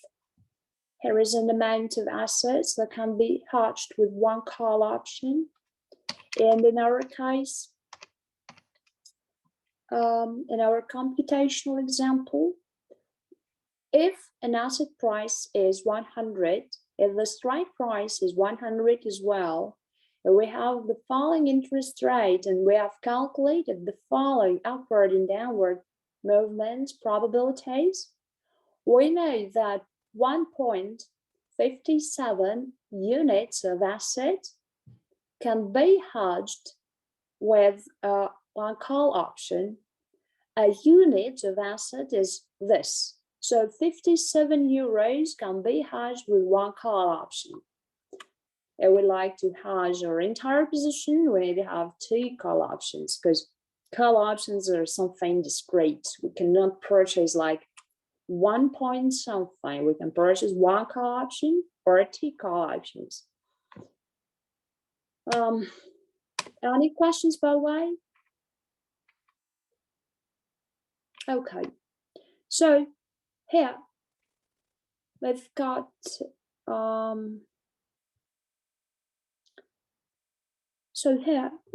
the same example, but calculated using another approach.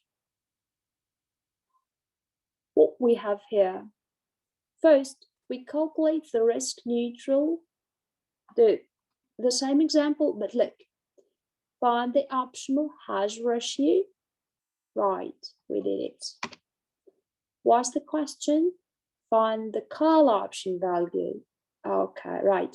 So I hope you do remember that I have already showed you the code where there was a code to find the call option value and an asset value.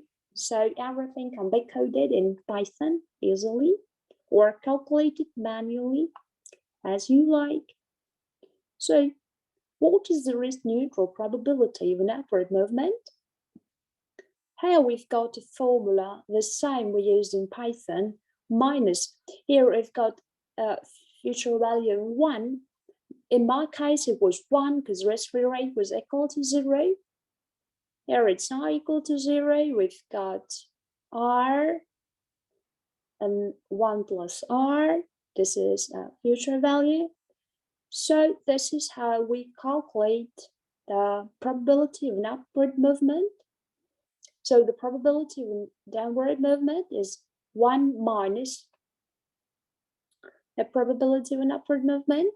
It can be defined as follows, or we can introduce a trinomial tree and redetermine probabilities. So as for the call value, here is the formula, present value of this.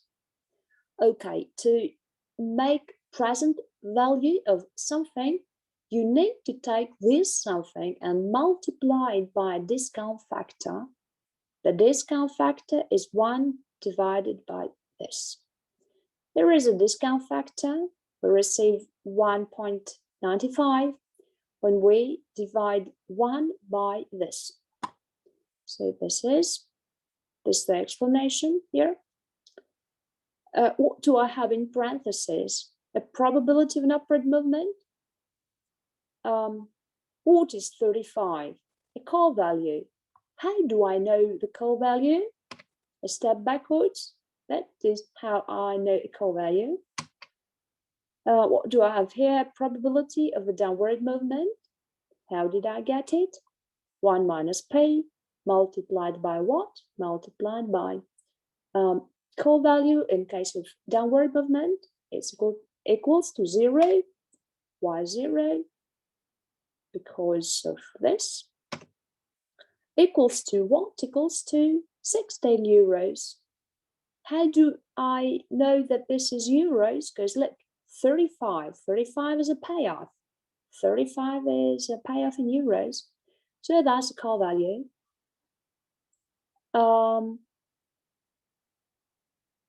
If we use another approach, the one that is considered more informative for interpretation, but less useful when we code or calculate manually, we're gonna get the same answer.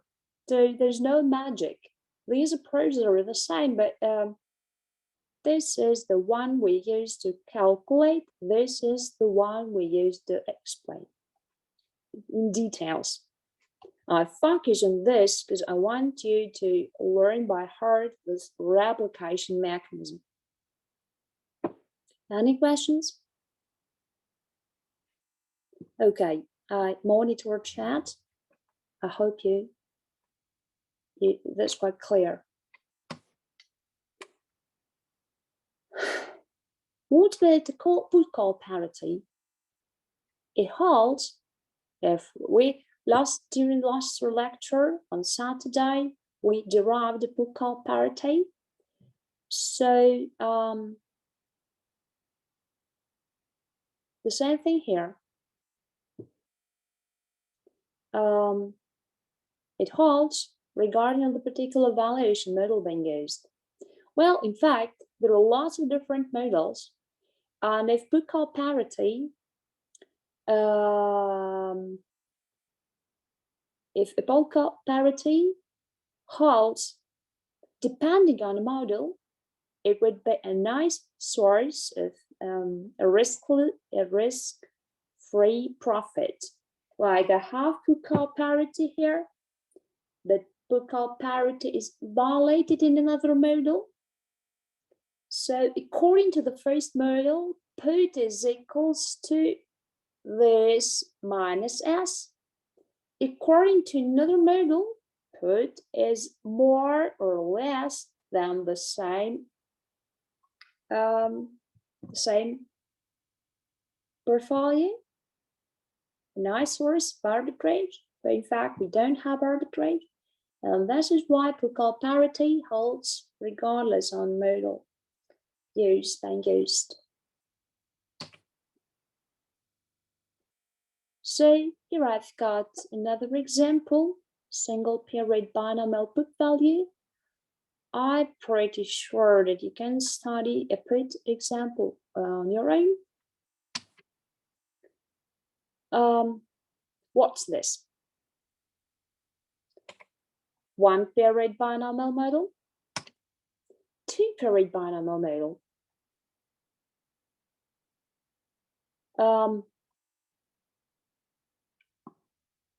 We start here. Up movement or down movement. We arrive at S plus or S minus. Another step. We arrive at S double plus or plus minus, or if we go from below, we arrive to S minus plus, which are equal. Why do we say that they're equal? Because we have just set probabilities like P and 1 minus P, and that is why we have these two movements ending at the same point of lattice, and two consequent downward movements end at this point.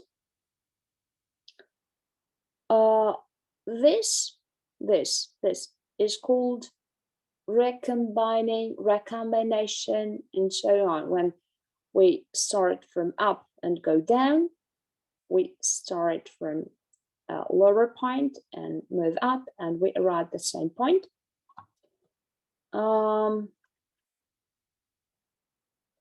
So I hope the picture is clear, but why do I have an inverse order? I start with 1 at the end of the lattice. I continue with 2, staying at the end of the lattice as well.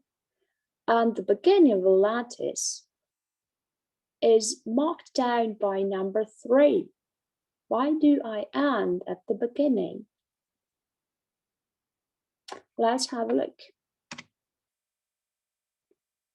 When we start working on this lattice, we move backward. Why do we move backward? I can calculate, I move forward when I calculate prices like 100, 135, 74, 135 multiplied by 1.35. So when I calculate asset prices, I move forward at a direct order. when I need to calculate options, I move backward in inverse order. Look, 2 upward movements. This is a final call price. Upward and backward, or vice versa. 2 downward movements. I hope that these formulas are clear and you do understand why do we have this power. This U2 means power. D2 means the same thing. It means power.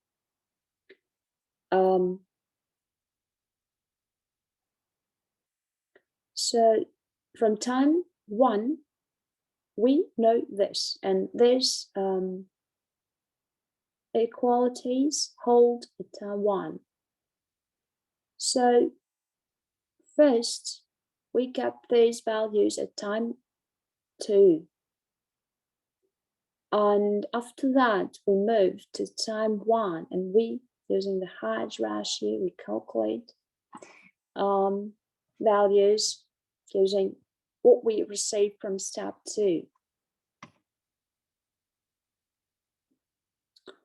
So, and it would be better to use an example here. Here we've got the 2-period binomial core value. Here is an interest rate, the underlying stock price, upward movement, and downward movement. Please note, upward movement and downward movement are sizes. They don't have to be the P equals 1 minus P. That would hold. U and they can be selected like different. They can depend one of each other, but it's possible that they do not depend. It's the size. It depends on your model. Could you have a look here, please? So, as far as you remember, once again, we have the following way to define U and D.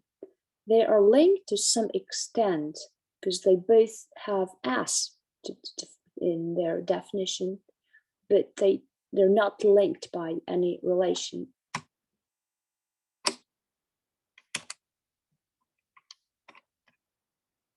So this is what we've got. This is an item like underlying core hedge ratio, and that is how these values evolve. The values are 72 multiplied by 1.356. This is a downward movement, the same thing. 72 multiplied by 0.541. That's the underlying hedge ratio is calculated the way we have just previously studied when I gave you an example. So, and 3 consequent cells. That is how we calculate these values. So here are values, and this is the way these values are calculated. So in fact, I wouldn't like to focus on details on this because you start from time step 2. This is where we assume that up movement has already occurred 2 times, 2 consecutive upward movements. This, what we've got here, 1.32, was received from 72 multiplied by 1.356 squared. That's how we got this number. What about the core value? That's the maximum That's the difference between the strike. What is the strike? Here is the strike, 75. So that's the maximum between the difference of a current asset price and the strike, or 0. So the price, the strike is far below the current asset value. The option is deep in the money and its price is equal to 57. The same way we treat this cell, and the same way we treat this cell, absolutely the same logic. The risk neutral probability of an up movement throughout this tree can be found as follows. That's P, that's F, this 1.03 is calculated because we know the interest rate, and that's a future value of 1. Future value of 1 is, if interest rate is 3%, is 1.03 minus D divided by U minus D. This is a probability of an up move. So the probability of a down move is -1 minus 0.6 and equals to 0.4. So we have call values here at time step 2. Is, by the way, there's the hedge ratio.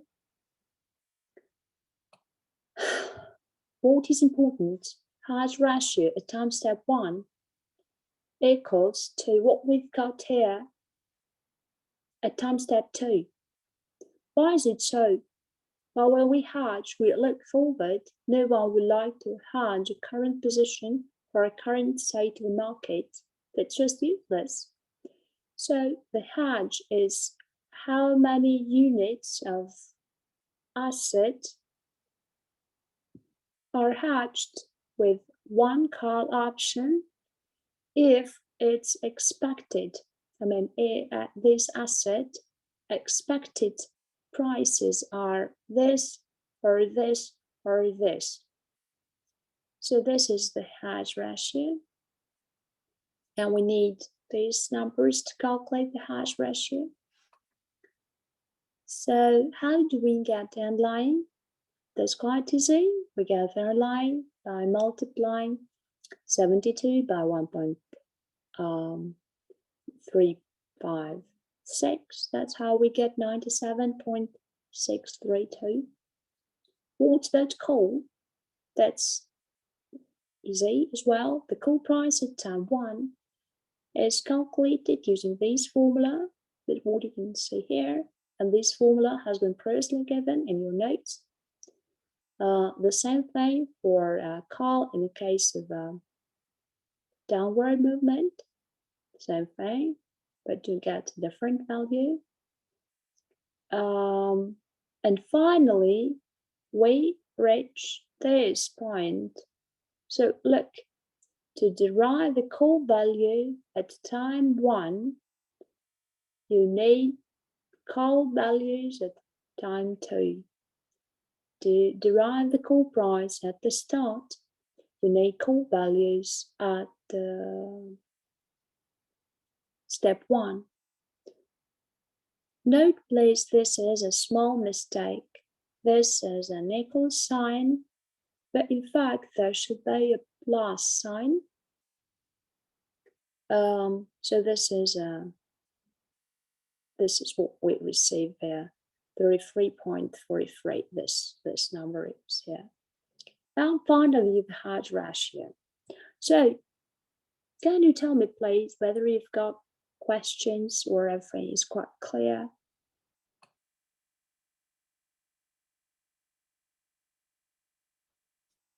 It feels like everything is quite clear. So what do we do here? We make a tiny step that resembles what Monte Carlo does. This is a tiny step. You have seen But Monte Carlo is like thousands of different points. Here we deal with 6 points, but the logic is the same. So the same thing here. We have the expectations approach, these formulas, what you have seen before, and the previous slide, the same, absolutely the same thing. So here you've got this probability squared multiplied by call price at time step 2 plus what we've got to achieve to reach this point, upward movement with a consequent downward movement. We have here a multiplier T. This must be power. There's something wrong with powers. I will fix these issues with powers and signs before I send you a PDF file. So, but in fact, do you have any questions regarding this part? So we just express call input values using the expectation of future cash flows.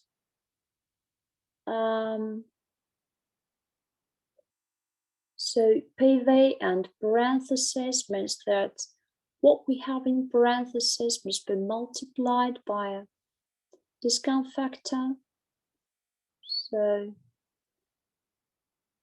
please take note that that the discount factor is simple, but it is sensitive to a number of steps. So if we have 2 steps, we have power 2. If we'll have like 7 steps, we're gonna have power 7 here. So, if you'd like to write some code, you have to put n here, the parameter, the modal parameter.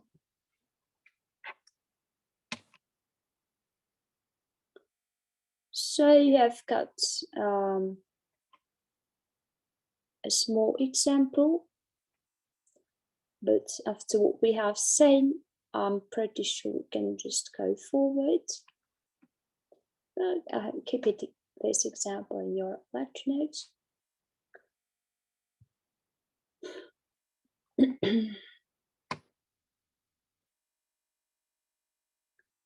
One more case. So the same thing, 2-period binomial model call valuation. And here we do nearly the same thing, what we did before. So we derive call values, we derive put values. The only difference is that the approach is a bit different. But if you look carefully through this example and what was given before, you will see that everything is the same. So, do you need me to read these formulas? So, if you need me to read what is written to provide any explanations, so could you please pass the message in chat? If you don't need, you can just go forward. So the same thing, we're just dealing values. So look, what is the current call option value? What is the current put option value? So all the same.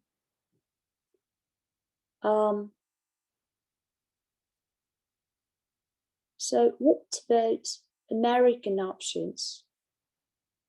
They can be exercised at any point in time from initiation to expiry date.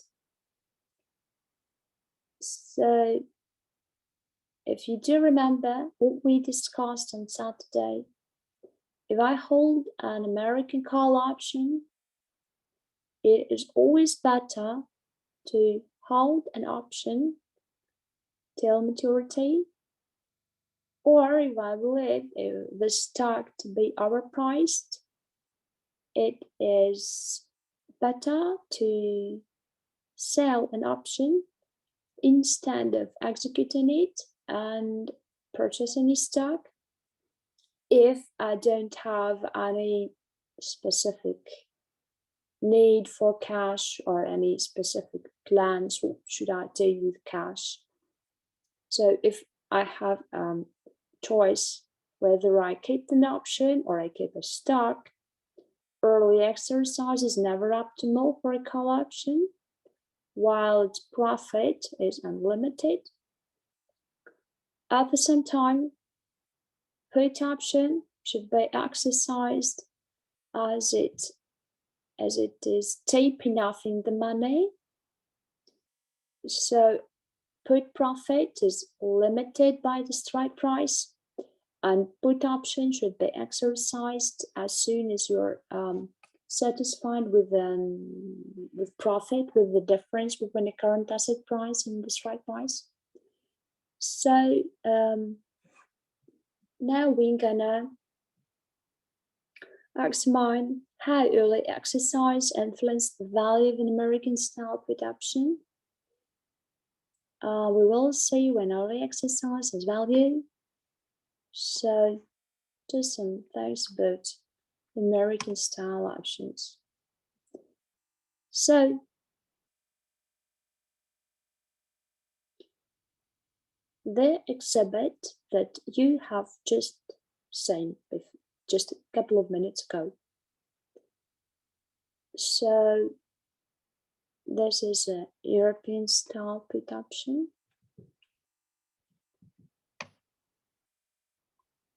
And here is what we've got if this is an American style put option.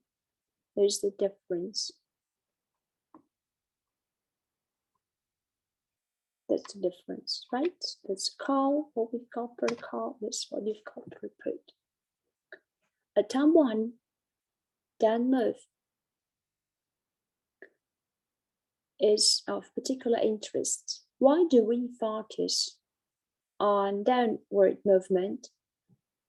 Long put is an insurance. Long put generates profits when asset price goes down. If you do remember a put payoff, it is flat and it goes down. When the price goes up, put value goes down. So the exercise value for this put option is 36.048. This is the exercise value for its put option. So look, the underlying 38, put value 36. The strike 75. So if the same option were American style, then the option would be worth more exercised than not exercised. That's because the difference, that's the 75, is the underlying, that's book value. This is how we receive 36.084. Therefore, the option would be worth more exercised than not exercised. Thus, put option should be exercise impact. So here you can have a look at these numbers and probably closer at home. So the right to exercise early translates into a higher value. That's the point that adds points to American put options. So what we've got in this slide, while we were focused on time step 1, now we can have a look at, we move backwards. So this is time step 1, this is the same, we're moving backward through the binomial tree. And we'd like to know whether early exercise is optimal at each step. So here we can say from this part, the time step 1, when a downward move occurs, the exercise is optimal. So if we replace what we had before for call option with our new value and move to time step 0, we can have a put value of 19.02, a higher value.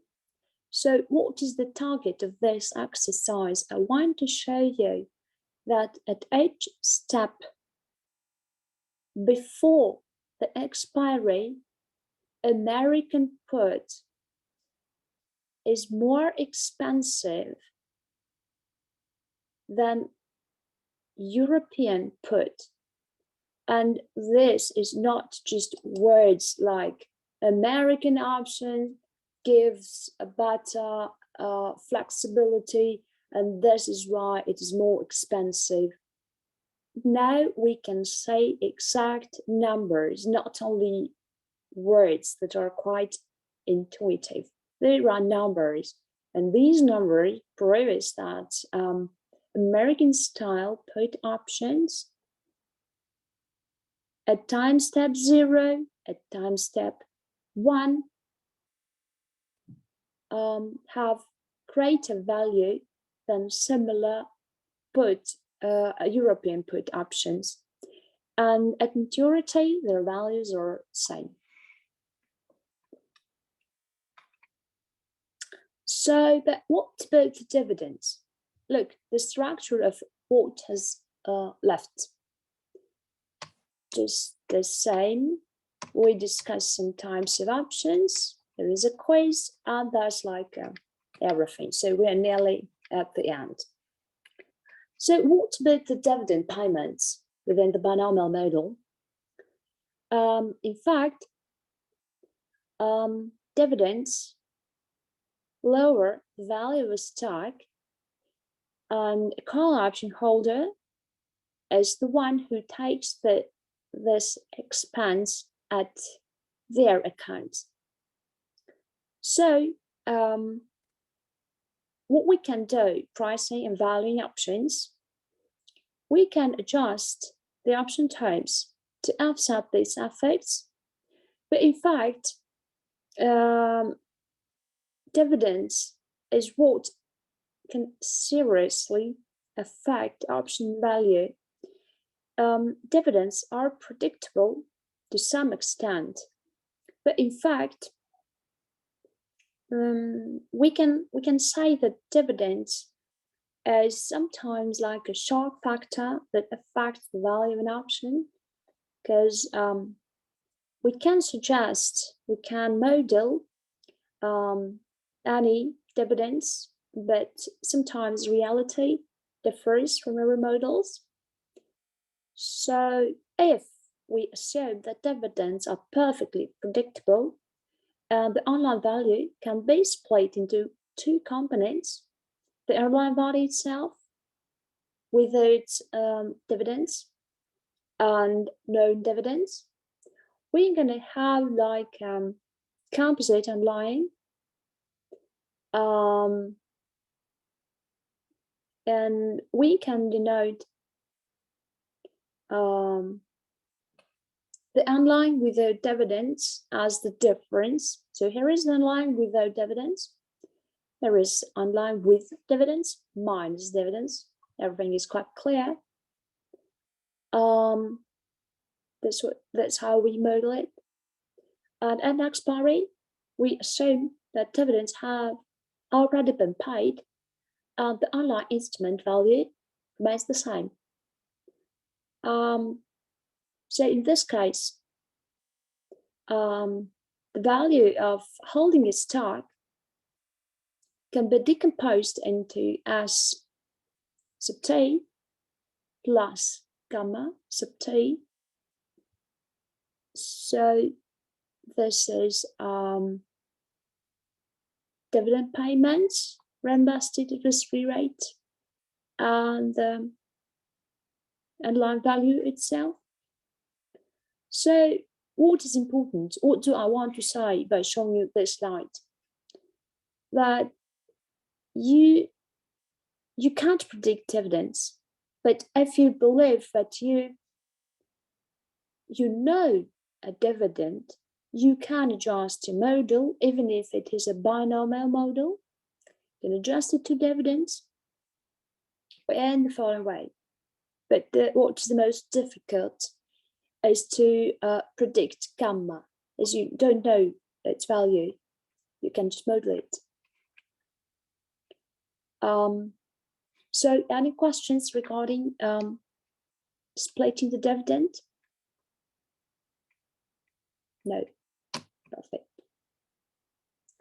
So what we've got here, we've got a call on a stock with a strike price equals to 95 US dollars, and we have the periodically compounded interest rate.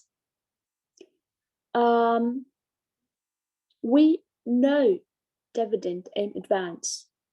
We know that the stock will pay 3 US dollars at time step 1. How do we know this? Well, you can ask the person who teaches you like finance markets course or equity. There are plenty of models, so you can probably pick something that's better than a simple Gordon model, probably some adjusted models. While I was listening, I've got also a course for the MBA students. So these are grown-ups who continue their education. And during the MBA course, I gave them this course of ethics. And this year, I took part in assessing their diplomas or MBA diplomas, how do they call it? And there was a very interesting diploma. A graduate from the MBA program suggested he found an ideal way to calculate dividends and to predict dividends. So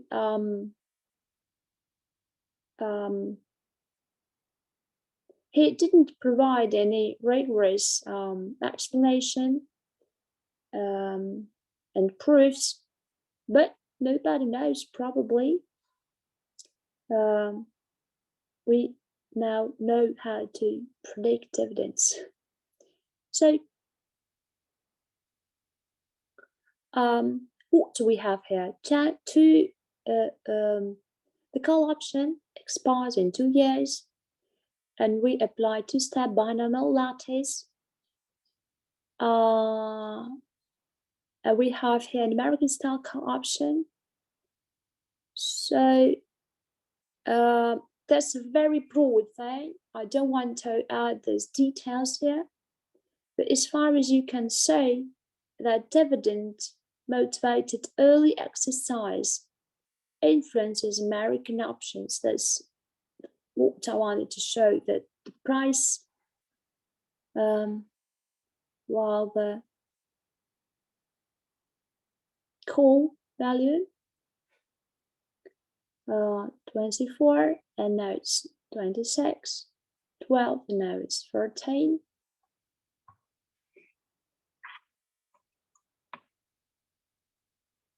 So this is the effect. And if you'd like to repeat these calculations, you can follow these arrows. So here we've got the American style call option that is worth more than the European style call option, because at time step 1, when an up move occurs, the call is exercised early, capturing additional value, additional dividends. And this is why the American style call option is more attractive than the European style call option, and we prove it with rigorous numbers. So we don't say it is better because it is better. No, we prove it with numbers, with calcs here, and you can follow these calcs. I don't want to focus on these details because they're the same. What is important here is this plus 3. What is 3? This is 3.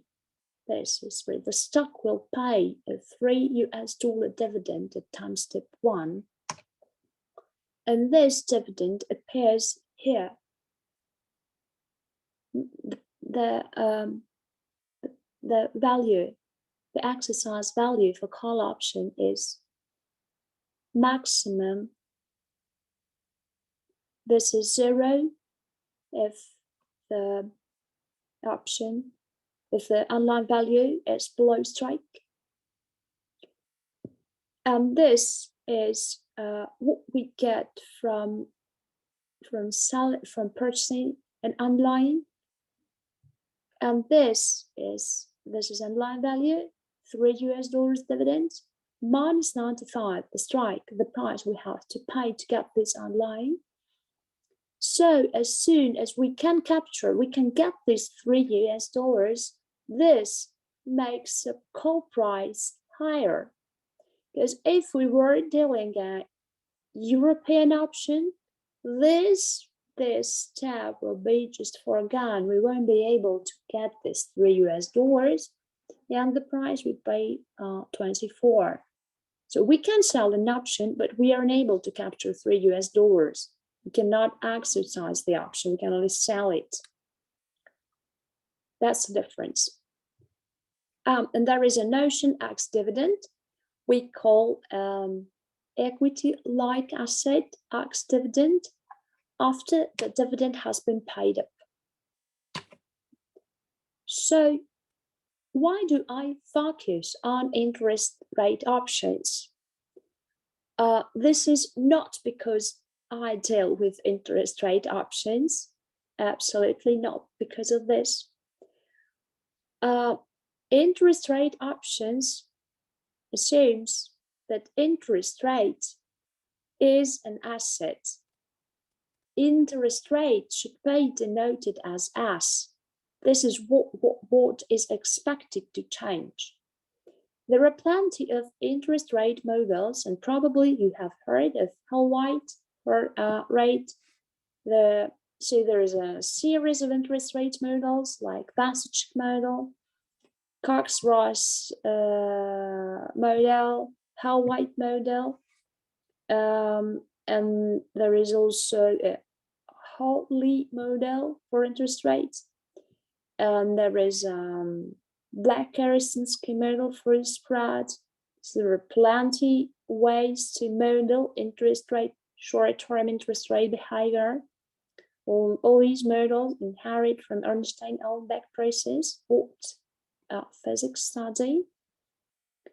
This is a massive Brownian particle that moves in substance with friction, and this massive Brownian particle that moves in substance with frictions gave rise to these models, in short-term interest rates models. So this is why we have to separate interest rate options into specific class. So we say that interest rate, that two-period binomial model shows us that an option can be viewed as a position in the underlying with financing. So we can express the present value as the expected future cash flows. So interest rate options require a little bit different tools. So the particular approach is that we have to assume there is neutral probability of an up move at each node equals to 0.5 or 50%. So the spot rate should be denoted as S, and options valuations follows the expectations approach. Expectations, the final one, we had two, portfolio modeling, the expectations approach, so we're using that. The last one, the last introduced. So in here, you've got an example, the same thing. You've got rate. The only difficulty here is that we have to calculate interest rates. That's what the details. So I don't think that we have to focus on this detail. I mean that you can study this example, these details, but this just first step, the second step, you can say this, the table. So this is what we've got for the time step 2, time step 0, and this is what we've got for time step time step 2, time step 1, and here what we've got for time step 0.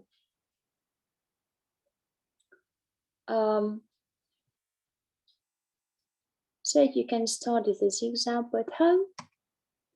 And what is the final goal? What's our final goal? A multi-period binomial model. So this is like a natural bridge, the Black-Scholes-Merton option valuation model. So the idea is when we take option contract life period, we slice this contract into smaller parts, very small parts, like if it's length half a year, we can slice it into like hours, for example. And two-period model it means that every time we have upward downward movement, so we'll get a very large number of time steps, and we can tell you what we have seen. Well, I've showed you a Python code. So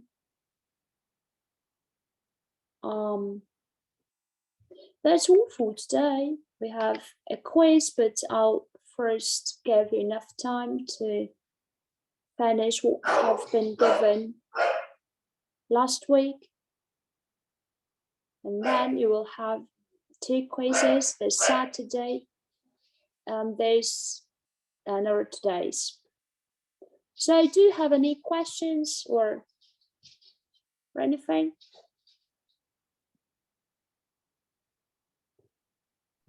Yes, good question. Sure. Maybe we have a call about diploma. Sure. Thank you. So any other questions? Perfect. So 12